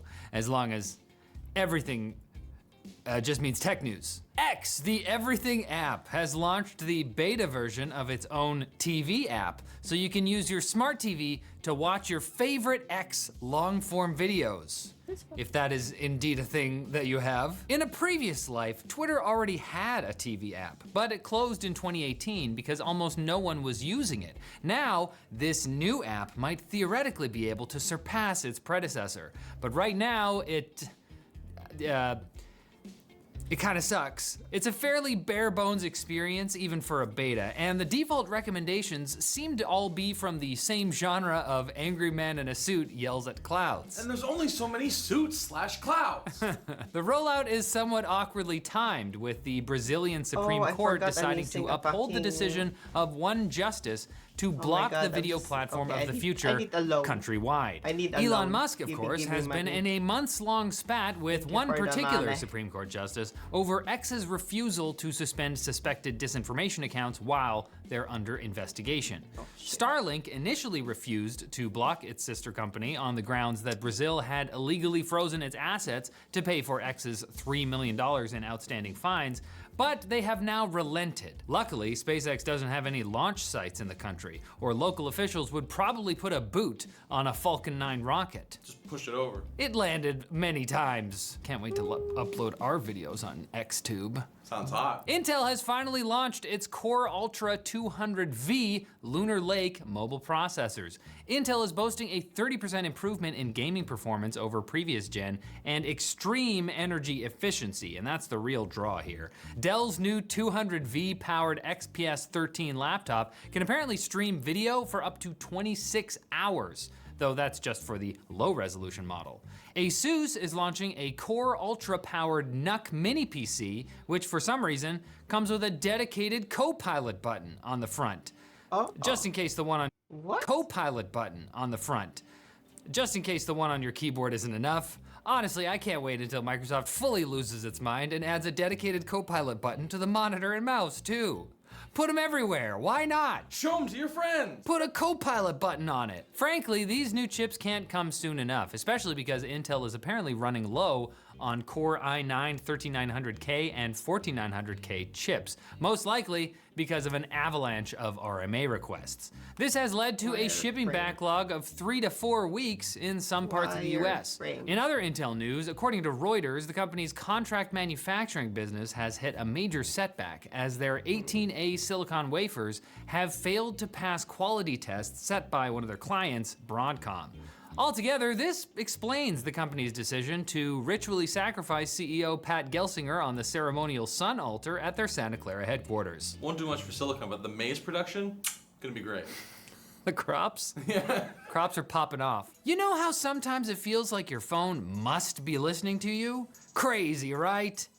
Well, maybe not. Maybe I need to in a expect, recent pitch deck 'cause I to have money potential now. customers, Cox Media Group claimed it can listen to users via their smartphone's microphone for use in targeted advertisements. Okay, yeah. I think this is better. Cox Media Group claims that this active listening software, which makes it sound like a attentive partner, Tell me your feelings so I can recommend you a flavor of Cheeto. Cox Media Group claims this uses AI to capture real-time intent data by listening to your conversations. Our conversations? Everyone's. Elsewhere in the pitch deck, Cox claims Amazon, Facebook, and Google among its current clients, though it's unclear whether any of them used this quite literal spyware. Of course they did. Meta acknowledged the partnership, but explicitly denied ever using its users' microphones to listen in on users. We used different microphones. Like what? Amazon also denied participating in this program, while Google simply removed Cox from the site that lists its partners after being reached for contact by 404 Media. It's a bit like finding out that your boyfriend robbed a Chuck E. Cheese and responding by re-uploading the exact same profile picture you had before, but slightly cropped in just enough to cut his face out of the photo. It is a tale long told that whoever should reunite the 5 quick bits will be granted one wish. So, wish away. But no take-backsies. But we only have 4 of them. Some police are towing Teslas that they believe have witnessed crimes. According to a report by the San Francisco Chronicle, at least 3 times between July and August of this year, law enforcement in Oakland, California obtained warrants to tow Teslas that were parked near potential crime scenes. They've seen too much. The hope being that one of the vehicle's many cameras captured video evidence. There are unfortunately some downsides to this, like the owner of one of these Teslas going to the parking lot and discovering that they no longer have a vehicle. It'll be awkward when they call the cops to report it as stolen. Hello, officer. Wait, you have it. Look, we're all trying to find the guy who did this. Microsoft has confirmed that Copilot Plus features will be coming to AMD Ryzen AI 300 and Intel 200V powered laptops this November. That means that Team Red and Blue enthusiasts will also be forced to emotionally prepare for the relaunch of Windows Recall. Windows users were initially excited when a new optional update added the ability to uninstall the controversial feature, but Microsoft told The Verge, that was a bug. Whoops. Microsoft would not say if the ability to uninstall Recall would be added, an ironic lack of transparency since we're discussing a feature that basically watches everything you do on your computer. Qualcomm has filled out their Snapdragon X series chip lineup with 4 more SKUs, 2 8-core and 2 10-core Snapdragon X Plus models. The biggest thing the 12-core Snapdragon X Elite chips were criticized for is their graphics performance. So Qualcomm made the graphics on these chips even weaker. However, Qualcomm says they all maintain the same 45 TOPS of NPU performance, and laptops with the bottom tier 8-core X Plus will start at a cheaper price of $800. No, I'm Qualcomm running started out of with money. strong claims around their new chips, and the messaging has just become weaker and weaker. I can't wait for the 6-core Snapdragon X Still Plus. It's Still Plus though. Plus minus. Shouldn't you just call it X? No. No, it's the X plus minus. And some people are criticizing Oprah Winfrey because her upcoming AI special seems a little one-sided. In a promo, Winfrey claims she is speaking to some of America's leading experts on AI, like Bill Gates, a person who used to write software. And Sam Altman, the CEO of an AI company who doesn't know how to build an AI himself. Naturally, Altman will be breaking down how AI works in layman's terms. Maybe these are just the sexy names and there will be actual scientists there. I'm sure this will be a meaningful discussion into the minutiae of artificial intelligence, brought to us by the woman who gave Doctors Phil and Oz to the world. And look how that turned out. But we just wanted to give you some tech news. So come on back Friday when we have more. It's gone now. Bye-bye. So they're gonna continue the probing on Alex Guo. So I'm not sure if you guys wanna watch that. So maybe I should end the stream here. Should I end the stream here? Yeah, maybe I should end the stream here because yeah, I'm kind of tired, honestly. So yeah, if you're still watching, I'm so sorry if I have to end it this quick. Thank you so much for watching. If you're still here, I really appreciate you. Thank you so much. And yeah, I'm gonna be watching that Alice Go thing because yeah, I think you wouldn't like, yeah, people wouldn't understand if I play it on the stream. So if you're still listening, thank you so much. Have a wonderful night or wonderful day. Take care of yourself, and I'll see you tomorrow.